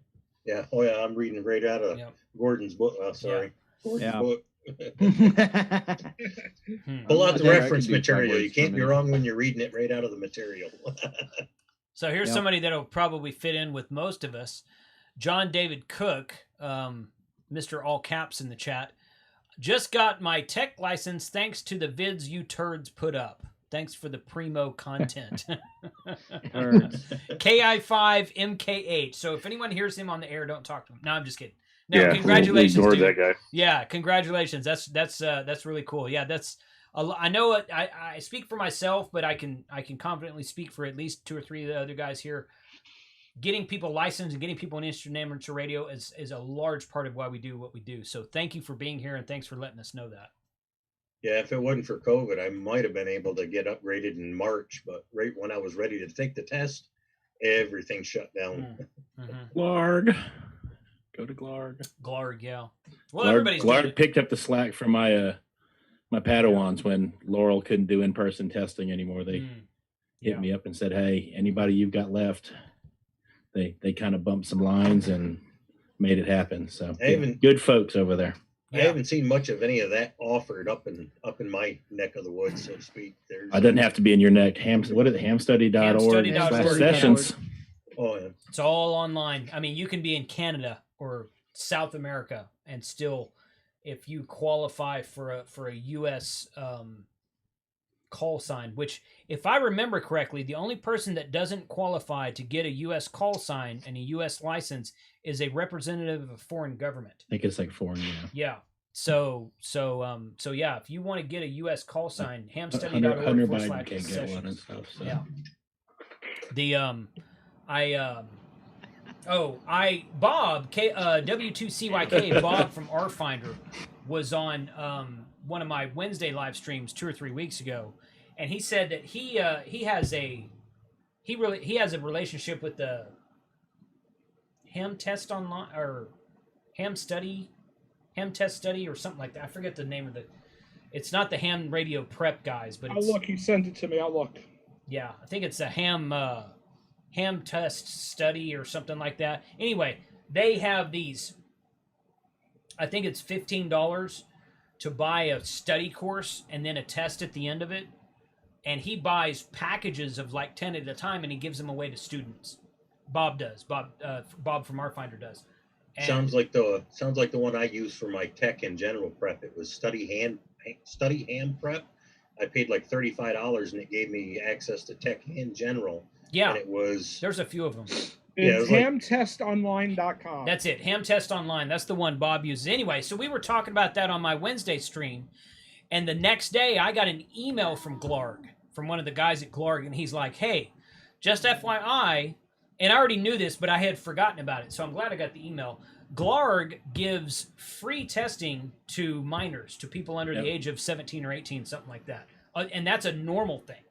So Glarg is, for those who don't know, GLAARG is the Greater Los Angeles Amateur Radio Group, and they're one of the VECs in the United States. So they on a normal day, every day, no coupon required, they give free testing to I think it's under the age of 18. I think it is. Minor. Yeah, it's everybody under 18. Okay, yeah. Steve, you probably know that. But yeah, so that's great, because I was like, hey, I'm gonna buy some Ham Radio 2.0 sponsored tests from Ham Test Online. But I may still do that, but apparently you don't need to, because Glarg does it already. So that's good to know. Good info. Yeah, I'm finding out something interesting about the CW stuff. My one of my older kids, she's a senior this year. She's putting in all her college essays. Lucky her. And she's been an extra for like 5 or 6 years. Self-studied her CW, and she's been putting that in some of her essays that she knows CW. She refers to it as Morse code, because most of the people aren't going to know what CW is. I was about to say. And she's finding it's helping her. She's trying to get into colleges like Rice, Cornell, some of that other stuff. She's smart. That's why she's not related to me. And she's finding that knowing CW and being a ham is really helping a lot of these people. Like, when she puts it in to have someone grade it and see how her essay is, they're coming back with, that is so cool that you know that. I don't know anyone that knows that. I don't know anyone since my grandfather that knew that. So it's helping if anyone has kids approaching the college age. This is something different because of who you compete with. It can help you get into school, just like learning a sign language and other odd languages. And it takes some discipline to learn Morse code. I mean, the fact that one that I don't have. The proof of my statement just there is the fact that I don't have it. It takes discipline to learn it. And if you want to get into like electrical engineering or a field like that, if you know someone at an early age that wants to do that, push them to get a ham radio license. That'll help them when they're going for college admissions to say, look, I already have this background in electrical, propagation, all this other stuff. I know this stuff already. Right. I think it's good for anyone that interested in a technical field, or even not really. But I'm a mechanical engineer, and electrons and RF and stuff like that terrified me when I was in college. It was stuff I couldn't see, and it didn't make sense because I couldn't see it, so I stayed away from it. I learned that all well after I graduated from college, but yeah, I mean, I think that the point is valid, that it's just an awesome way to build your skills and show that you're interested in learning and constantly growing your knowledge and your skills in various things. Yeah, that's one of the things. She wants to be an architect, so it's right up her alley. I mean, she comes from good stock, I guess. Her dad's an aeronautical engineer, and nice. My wife, her mom is a forensic auditor. I take my shoes off to count to 20. So be it.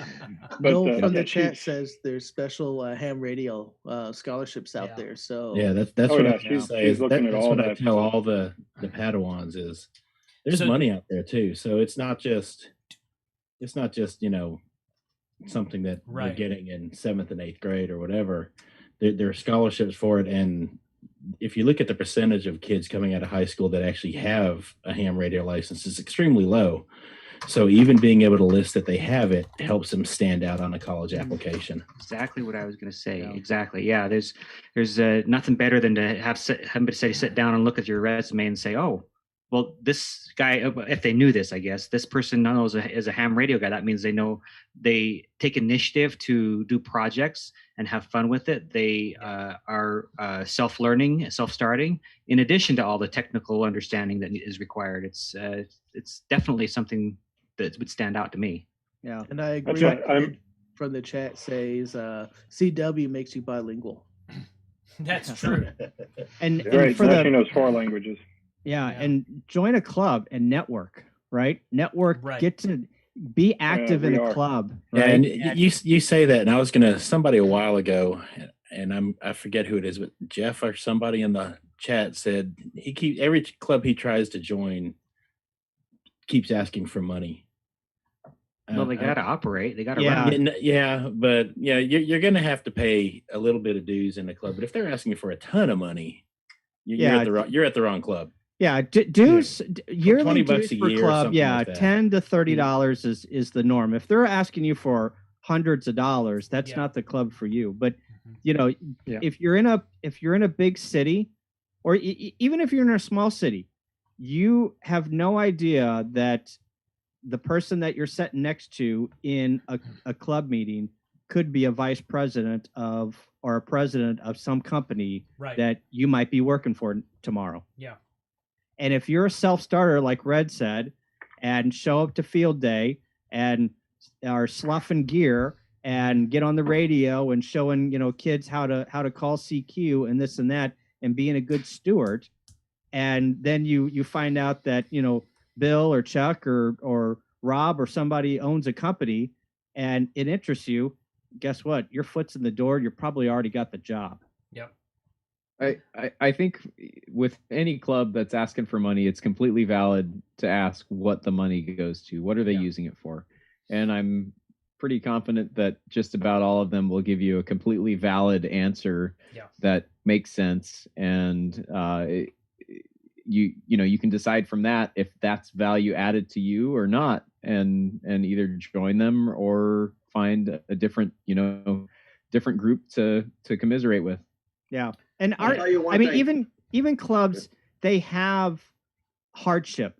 So we have in the days of the human malware disease, we have some members in our club that have come to us and said, "Hey, I lost my job 8 months ago. I still want to be the member of the club?" And it's totally valid. And we're like, "Sure." I mean, we understand what's going on. Absolutely. And even if you're a student, that we have, if you're under the age of, I forgot what our bylaws say, but you're a club member.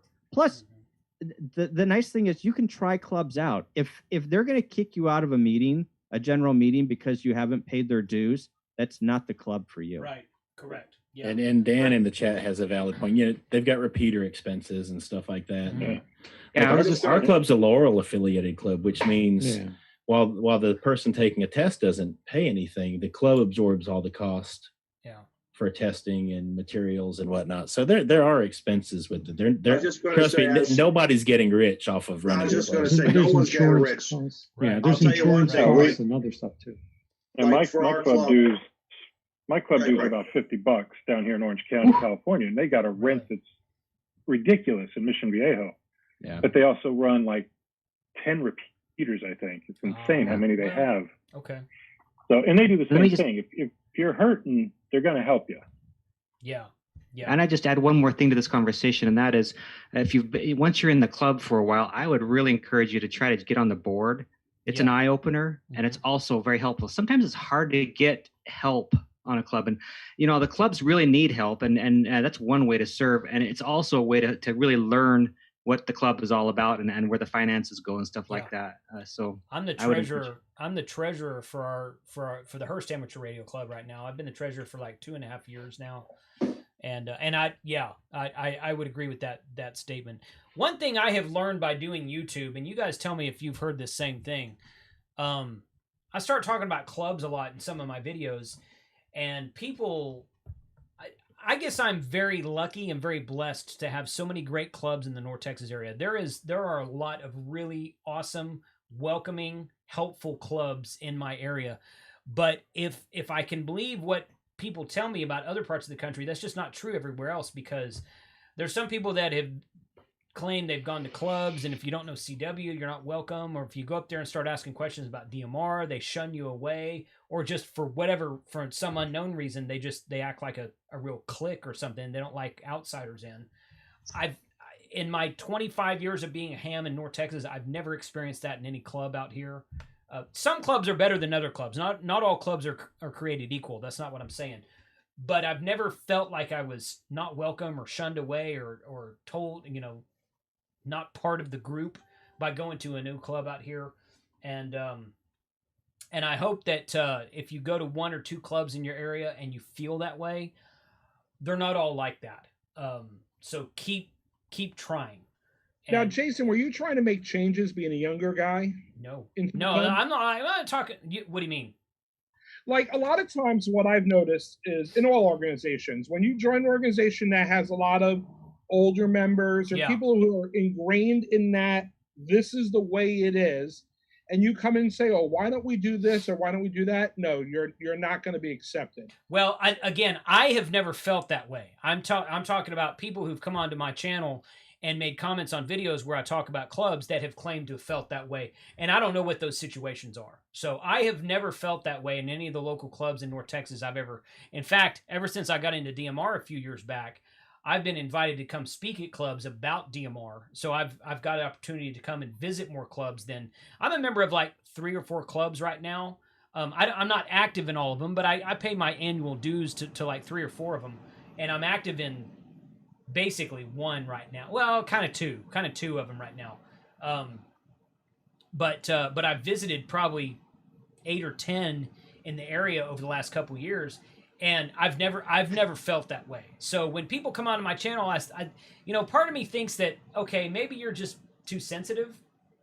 But, there's a lot of people that claim that. So, and I don't know, maybe it's like that in some places, but no, I've experienced it here. You? Okay. There's some clubs here that are very cliquey.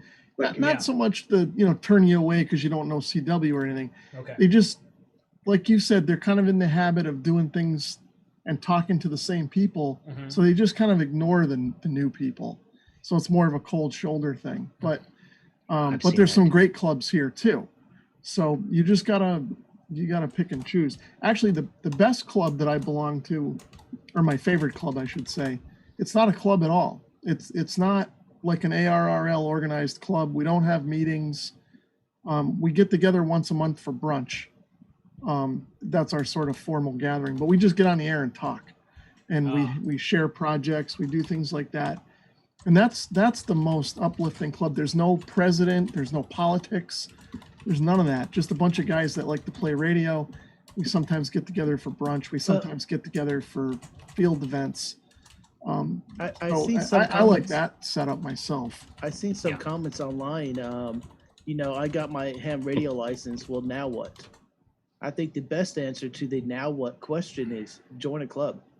Yes. That they will help you foster and help you with if you have any problems setting up your first radio, and also get interested in what other people are doing around the area, because if you have a question, those are going to be your first go-to guys. Yeah. One of the things that we did, as president of the club, and probably like many clubs, for guys here in the Zoom and guys who are on the chat right now, we've seen our membership, like right now we're about 40-ish.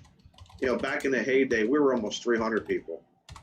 And I think most of them. Every year we have to look at our due structure. Right now we're at $25, and I go to my treasurer, and I say to him, give me the bottom line. What does it cost to run the club?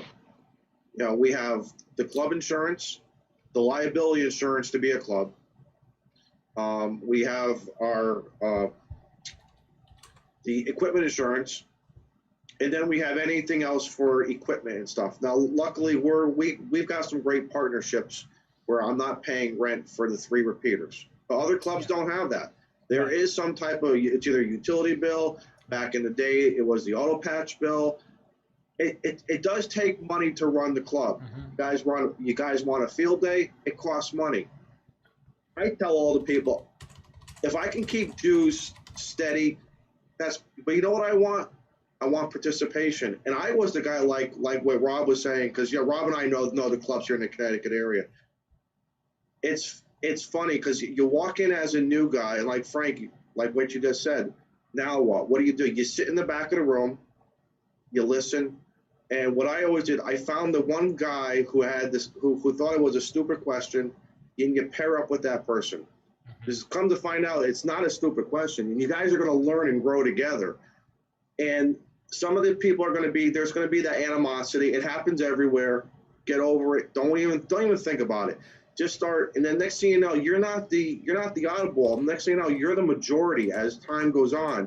And we set up something too called the Fat Boy Radio Club, the FBRC. and it's the after the meeting where we went to the local restaurant. We all agreed that we were not going to, there is no hierarchy. There is no, I don't want to hear the word president, treasurer. We're just going to have fun. That's why we got into this hobby, to have fun. Yeah. And, we understand the club has to have its bylaws, but let's just have fun. And now we're getting more and more members. And a suggestion for anyone else who doesn't do this, when we take somebody, so we collect dues in January. If you come into our club in October, November, December, we don't charge you. Or we'll take your money, but come January, you don't have to pay your dues. Right. So we're going to give you like an extra quarter worth. We're going to give you like 16 months or 14 months. But I want you to participate. Don't worry about the money. Heck, if I got to pay for somebody, I don't care. I'll kick in $25 or something. Just come to me privately. I'd add to this that it's the club is just kind of like a job interview in a way. I mean, you hear oftentimes that when you go for a job interview, it's not just what can I do for you, it's what can you do for me. Right. It's the same thing with a club. I mean, the club, if you go in there and your attitude is what can you do for me, you may not have quite a good experiences if you go in there and say, hey, can I help? Can I get involved in things? You really need to have the right attitude if you're going to go in there beyond the whole money thing. It is. I don't care about the money. Right. Like when it comes to field day, I've told our guys, keep your money. I'll bring the antennas. I'll bring the generator. I'll bring the bioenno battery. I'll bring the pop-up tent. I got the ice hut thing that we can use. Just show up. I want you to participate. Right. Sit down for a half hour. Sit down and operate. somebody will sit there and help you. Yeah. And that's what I need. I need someone. I need those people to sit down. That's kind of how my club is that I got part of. It's like $25 a year, and everybody just pitches in. Field days, everybody brings equipment, shares everything. Everybody pitches in for food.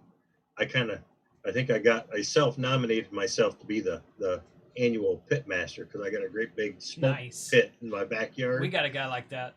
Yeah, so everybody needs a guy like that. This August, I put about 25 pounds of pork on the smoker for 8 hours, and so I think that's going to be an annual thing now. God, I wish you didn't move out of Connecticut. Well, I'm only about 6 hours from Groton. There you go. Now, one of the things as a newbie, and I got my license at the beginning of the human malware time.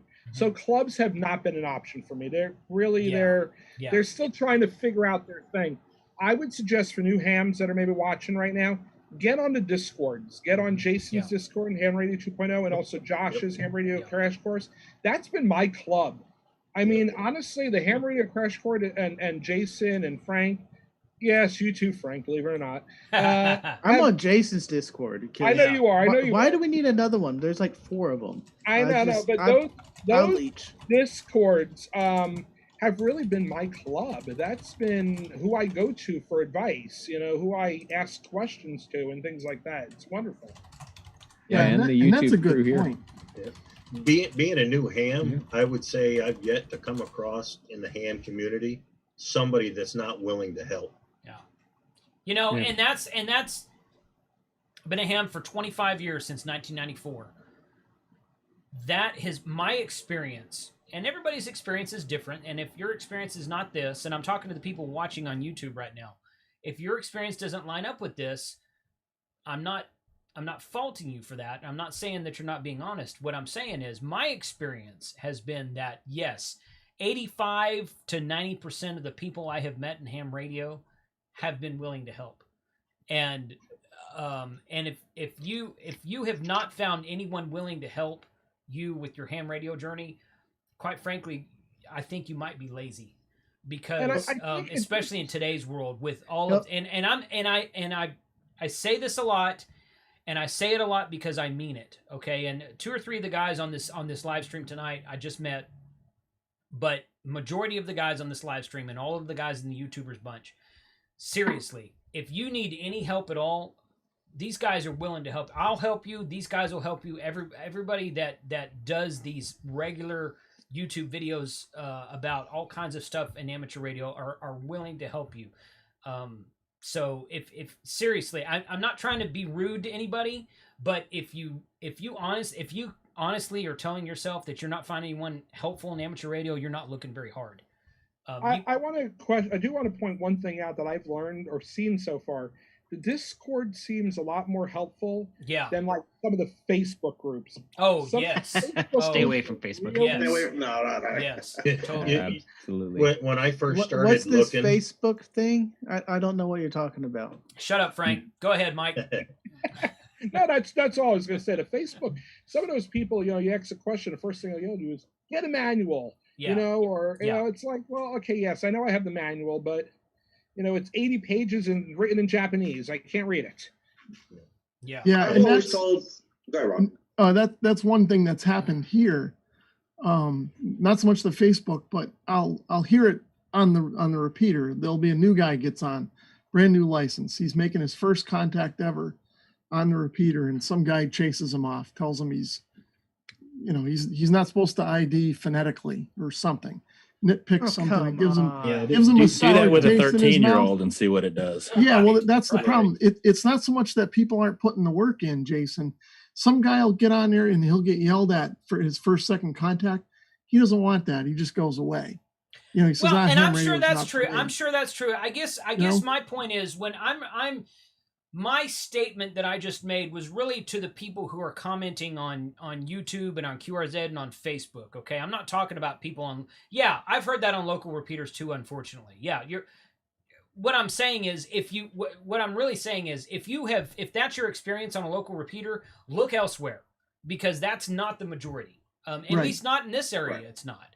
But I'll also tell you, most of those folks don't even realize they're doing that. Like, Right. you know, I mean, I had 28 kids get their license last year, and then some of the people they'd try to make their first contact. And I tried to get all of them to make their first contact at school with me, would step outside with the radio.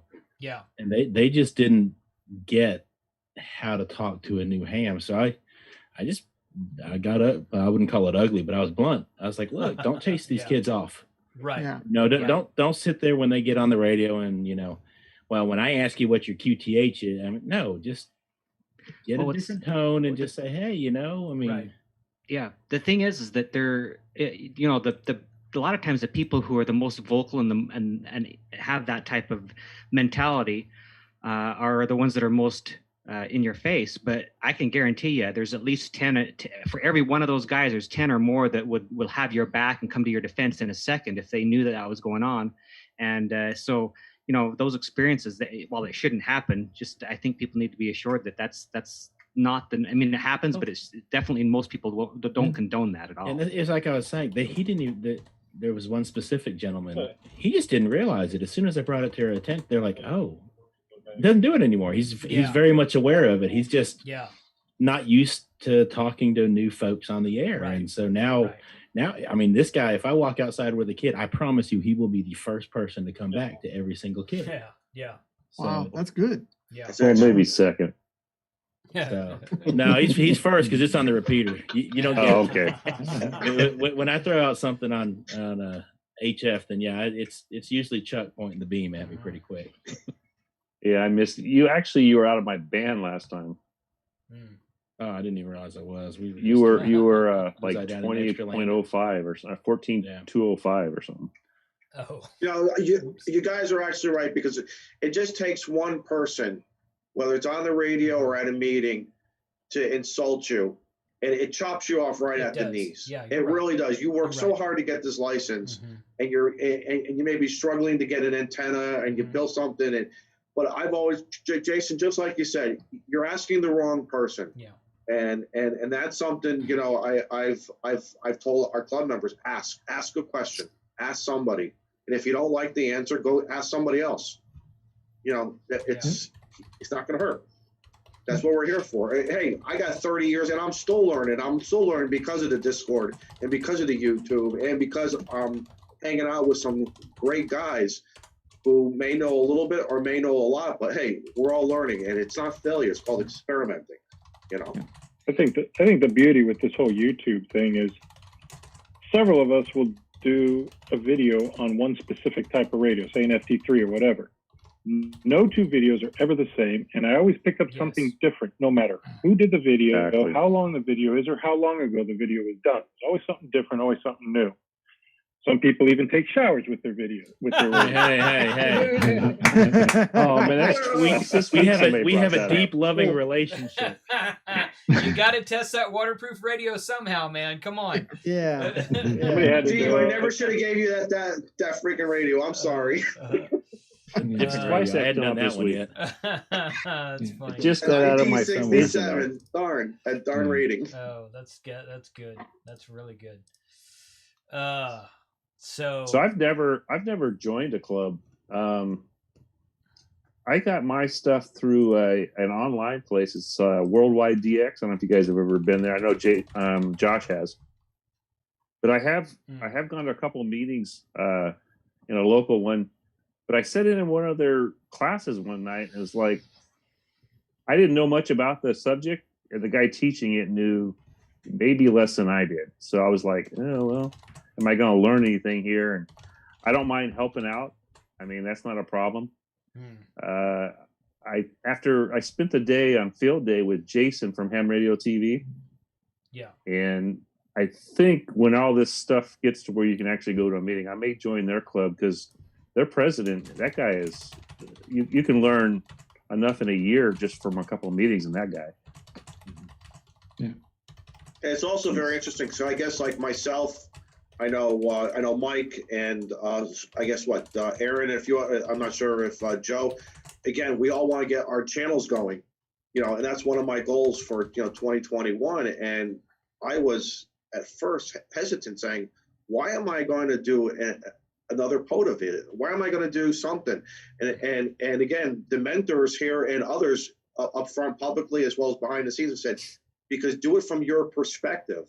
Yeah. Right. Do it from your Exactly. perspective. So what if there's 10,000 POTA videos or bioenal batteries or whatever? Just do it. Have fun with it. And that's the encouragement. I mean, I got a whiteboard that I started downstairs in my office, started saying, you know, it was blank. I was banging my head against the wall saying, I want to come up with something different. And the next thing I know, I started taking their advice, and now the board's filling up with ideas, and those ideas are now going to become videos. So I've never looked up a subject or project on YouTube, or or a review of an item that I was looking to buy and watched one video. Right. Yeah. No. Right. You watch It's like every binge single watching. one that's out there. Right. Yeah. Yeah, Yeah, plus too, you got to remember every video is practice for the next one. Yes. You know, I thought the same way when I was going to start out. I took a little while before I started making any, because I was like, there's a bunch of guys already doing it. But then I started looking at it, well, even if it's me learning along the way, maybe it'll help somebody else out in the same way that I've been helped so far, and I did see that on I posted one video that was on nothing but a bunch of different programs that I use that I've downloaded off the internet. And that's probably my most popular video and the most comments. And it's guys are asking, well, there's a lot of good information here. Well, what about the requirements on these? I was kind of surprised at it. I was taken back that somebody actually liked that. And I've seen a bunch of them out there like it. Yeah. Excellent compliment. That's an excellent compliment. Yeah. It is. It is. If you're making a video on something that you're psyched about, something you're excited on, and it happens to be something that someone else is interested in or excited about, it's going to go well. That's Right. kind of the bottom They're gonna line. see your So enthusiasm about it. pick those things that you're interested in, that you're psyched about, and they will be successful. For the creators here, do any of you have channels that are not ham radio as well, like secondary channels? Jason has like 14. Yeah, Jason. Now, do you keep them as separate? Is it better to keep all your channels as separate topic channels? I don't keep mine separate. Mine's all over the map, and it seems to work. Yeah. Okay. So I'm gonna give you the company line, and then I'm gonna give you the reality line. Okay. So the company line is that YouTube. What is it? YouTube wants to. Who is that? Okay. That was Joe. Joe. You're fine. Joe's working Japan or JA's right now. YouTube wants to stereotype you. They want to say you're a ham radio guy, you're a gun guy, you're a car repair guy, you're a barbecue cooking guy, or something like that. That way they know what audience to put your videos in front of. Okay, YouTube. This is how YouTube works. Now, that is a rule, and there are exceptions to the rule. So yes, channels like Rob, I think Rob's most popular video is something about a vac. Is it a shop vac or a weed whacker or a generator or something? My most popular video is how to put a bike rack on a car. I think when I looked at it, it was like something about a leaf blower or something. Yeah, one of those. I think mine is I got all actually kinds of composting stuff. crap. So what I tell people, and you're going to see this in some upcoming videos on my other channel too. I was like, hey, so there's no wrong answer. Okay, decide what you want to do with YouTube and then do that. And if you're having fun and you're enjoying it, that's great. If you're trying to actually grow the channel for a specific purpose, then you need to stick to the purpose that you put your channel up for. So I heard one YouTube guru say it like this. I heard him say, never give your subscribers something that they didn't subscribe to. So in other words, if I've got 500 plus videos up about ham radio, and then I just put up a video next week about how to change oil in my truck, nobody cares. Nobody cares about that. So that's not the subscribers that have subscribed to me so far. They didn't subscribe to me to see how to change oil in an F-250 truck. So YouTube basically wants to. The statistics will tell you, and YouTube will tell you also. The actual corporation YouTube will tell you that we will put you in front of the audience that we have categorized you into. And if your category is a bunch of different things, then sometimes they don't know where to put you, and sometimes they may not promote your videos as well to the audience that needs to see them. That doesn't mean you're necessarily doing it wrong. If you're doing what Rob is doing and you're enjoying it and you're like, well, this is just what I want to do with my channel, there's nothing wrong with that. It's just, you have to ask yourself, what are your goals for your channel? If your goals are just to have fun, do whatever you want to. If your goals are actually build something inside of a ham radio or whatever other niche, then you need to stick to that narrow-minded niche. And if you want to do something else, then do another channel. And that's how I do it. That's how I do it myself. But again, there's not really a wrong way to do it. It's just to figure out what your goal is and then follow the path to that goal. Yeah, but Jason, don't you think though there comes to a point where, like, I look at Cal. Mm-hmm. When he just does drumming, he did drumming one night.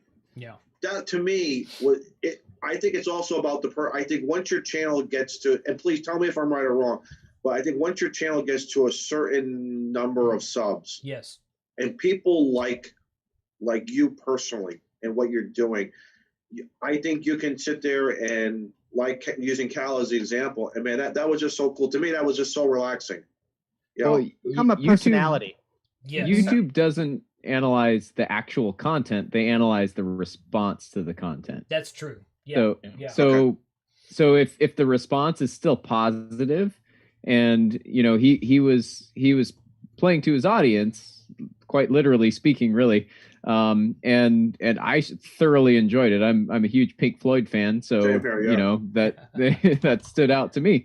But even if it wasn't Pink Floyd, I would have enjoyed it. And I think a lot of his subscribers did as well. So I think that's the key, right? I think that's correct. Yes. Yeah. Yeah, I think that's correct. And it's really kind of a matter of, I guess with Callum, everybody's subscribed. Well, pretty much everybody's subscribed to Callum because of his antennas, right?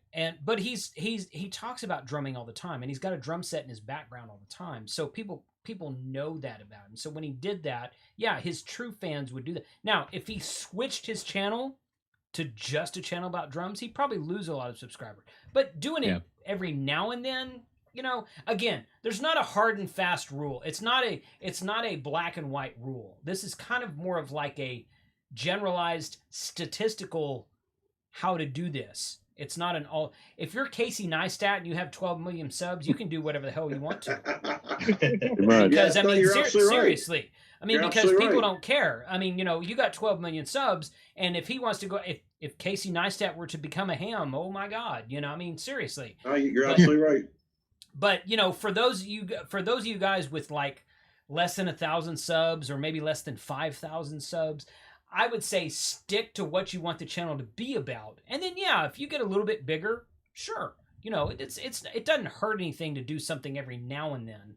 But, that's just kind of a statistical rule. It's not a hard black and white rule. And the truth in that is, if I find a radio video that I like, before I subscribe, I'm going to go see what else you posted. And if you've only got a radio video every once a year or every few months, and then it's something totally off the wall, I'm probably just going to like your video, but maybe not subscribe. Right. Yeah. Right. Joe, I have a list that I maintain of it's up to like 270 YouTube channels that I follow, and I've shared it on some private chats, and I won't put your channel on my list unless you have 51% ham radio content. And I have, I kind of put my stuff in my YouTube viewing into lists. I'm a musician. I'm a ham radio guy. I'm a nerd. I like drones, and I have these little niches. And I hear you. I'm with you 100% that if I go and watch a drone video and it's, got a ton of family stuff, or, you hike in the Grand Canyon. Well, that's another niche that I like. But anyway, if you got that was a bad example. Just walking on the trail. Yeah, exactly. The trick is just take a radio on your hike in the Grand Canyon. Yeah. If you have a radio on your walking backpack, on the trail is cool though, man. Every like Tom, when Kyle, when Tom, again, how you guys incorporate that into the goal of your video, man, it adds value. I swear it adds value. Yeah. You know? But if your stuff is all mixed in and it's not like, I really enjoyed Rob's channel because the stuff that he reviews and the stuff that he puts on his channel, I use in my everyday life too. You know, like he'll do a chainsaw video and I'm like, oh, I'll take a look at that chainsaw video, sure.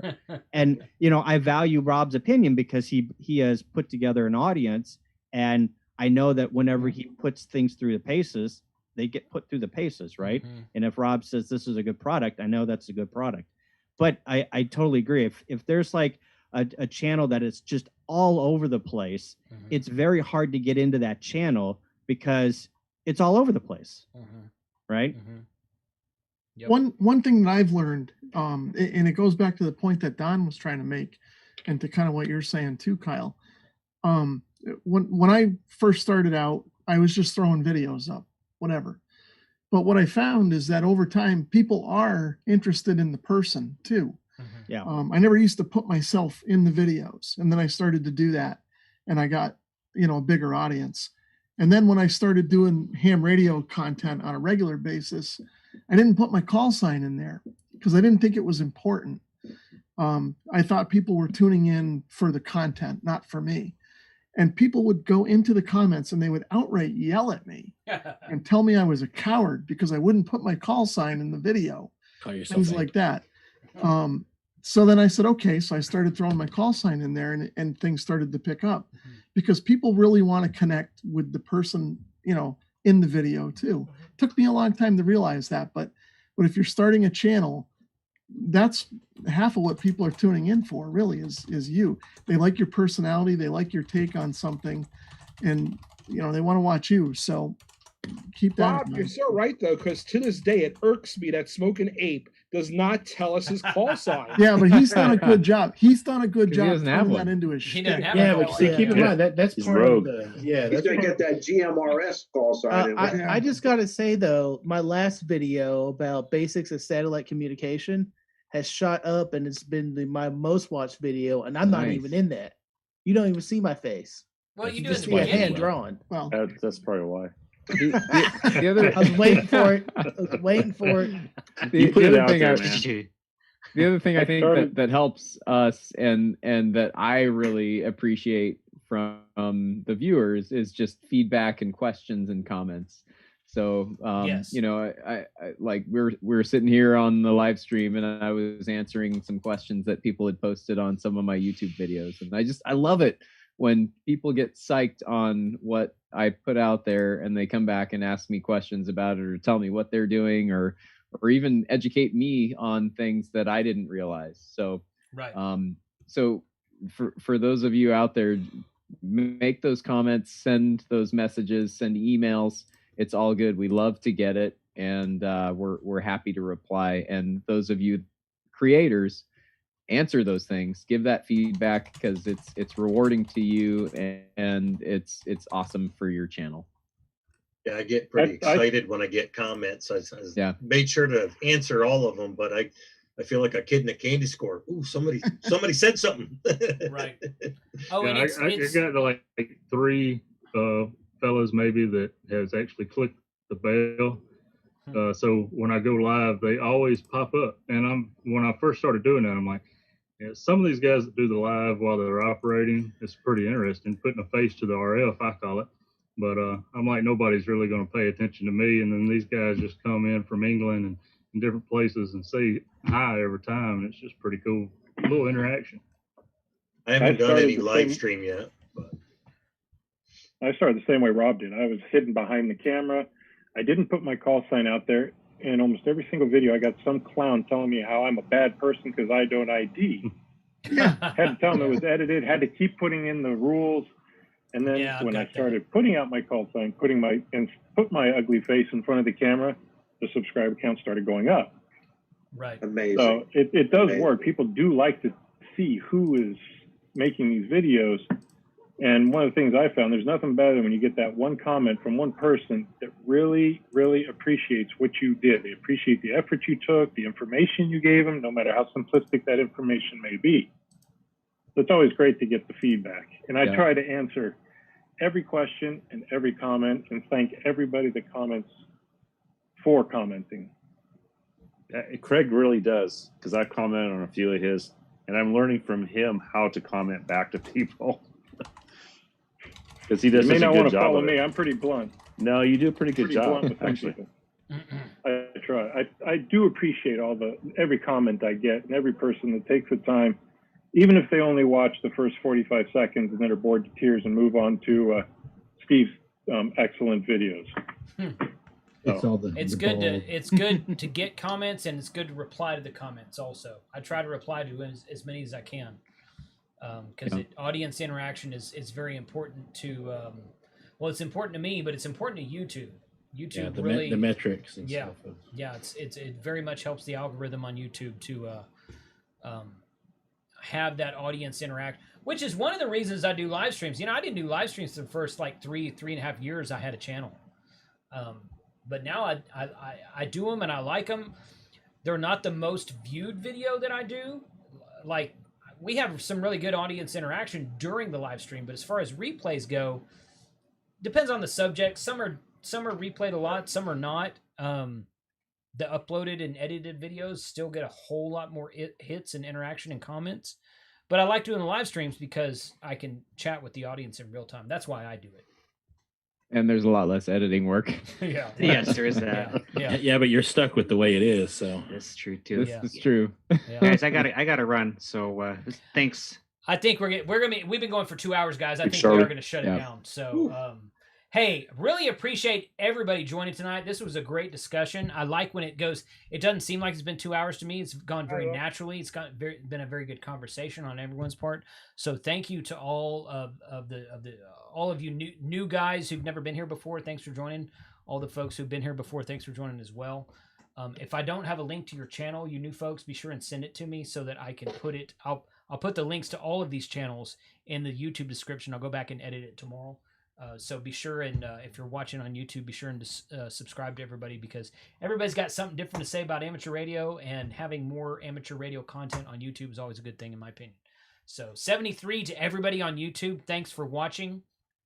Everyone have a really good weekend. Charlie, are you live streaming on Sunday? No, it's a week from Sunday. Okay, it's a week from every Sunday. other. Okay, every other. You're doing every other too. Same as me. Okay, so Josh will be live streaming tomorrow night. Ham Radio Crash Course. You can see him doing that, and then we'll all meet back together in chat sessions for Monday Night Ham Radio 3 days from now. So I'm next Wednesday. Yeah, next Wednesday. Yeah, morning. yeah. I was trying to think of what was happening this weekend. So Frank, you have a live show tomorrow morning, you said? I do. No, I'm busy. Rob. Rob does. Rob? I do. Tomorrow morning, 8:30 a.m. Eastern time. What are you doing tomorrow, Rob? Meeting up with my buddy Tom, Great guy. Tom's Radio Room show. Oh, we get okay. together once a month or so and do a Saturday morning coffee hour thing. On your channel? We're going to do it on both channels this time. He's going to try Okay. and stream simultaneously. I will tune We're into going that. to see how that goes. Okay. Yeah, Rob, let us know how that goes, because maybe we all want to try to jump into that in the future. Yeah. Yeah, we're going to give it a try and see. But The new guys show. We'll call it the new guys show. Hey, somebody's in there asking when the next trivia is, Kyle. You have that date ready to roll? Next Friday. Week from today. Woo. Friday the 18th. Yeah. There you go. Friday And we the actually, Ape and I have the CEO of ARRL on Wednesday. Oh wow. David Minster. Nice. Good. Very good. Very Okay. Game going big. Well, I'm kind of going to be doing some work for him, it looks like. Yeah. So I had the opportunity to talk to him for an extended period of time and just kind of said, hey, while we're here. So, yep, he'll be on the show Wednesday evening. Sweet. Awesome. Sounds great. So Dan, I know it's small in this picture, but this is a tiny little PCB that makes the build of the K6ARK end-fed half-wave and 9-to-1 antenna much easier than it is in the videos. So kits are coming soon, probably early January timeframe for those. It should be they'll be broadly Sold out available. fast. So Yeah, yeah, good deal. I can't Might be wait. the first antenna I build. nice. I mean, I'm like, look at the smile on my face. I'm just giddy thinking about it. Hey guys, we are gonna close it down though. 2 hours. So thank you everyone for joining. Be sure to subscribe to everybody here. 73. We'll see y'all sometime this weekend or Monday or sometime next week. So everyone wave goodbye. Thanks for Thank you, having us. everybody. See you Thank later. you. Bye, everyone. 7-3. Adios. Good to meet 7-3. you. Try to remember how to end this stream here. There it is. I forgot to tell you in the stream, it's the chocolate peanut butter. Oh, Like you man. said. Chocolate peanut butter. I wasn't So nice. sure what to think of it.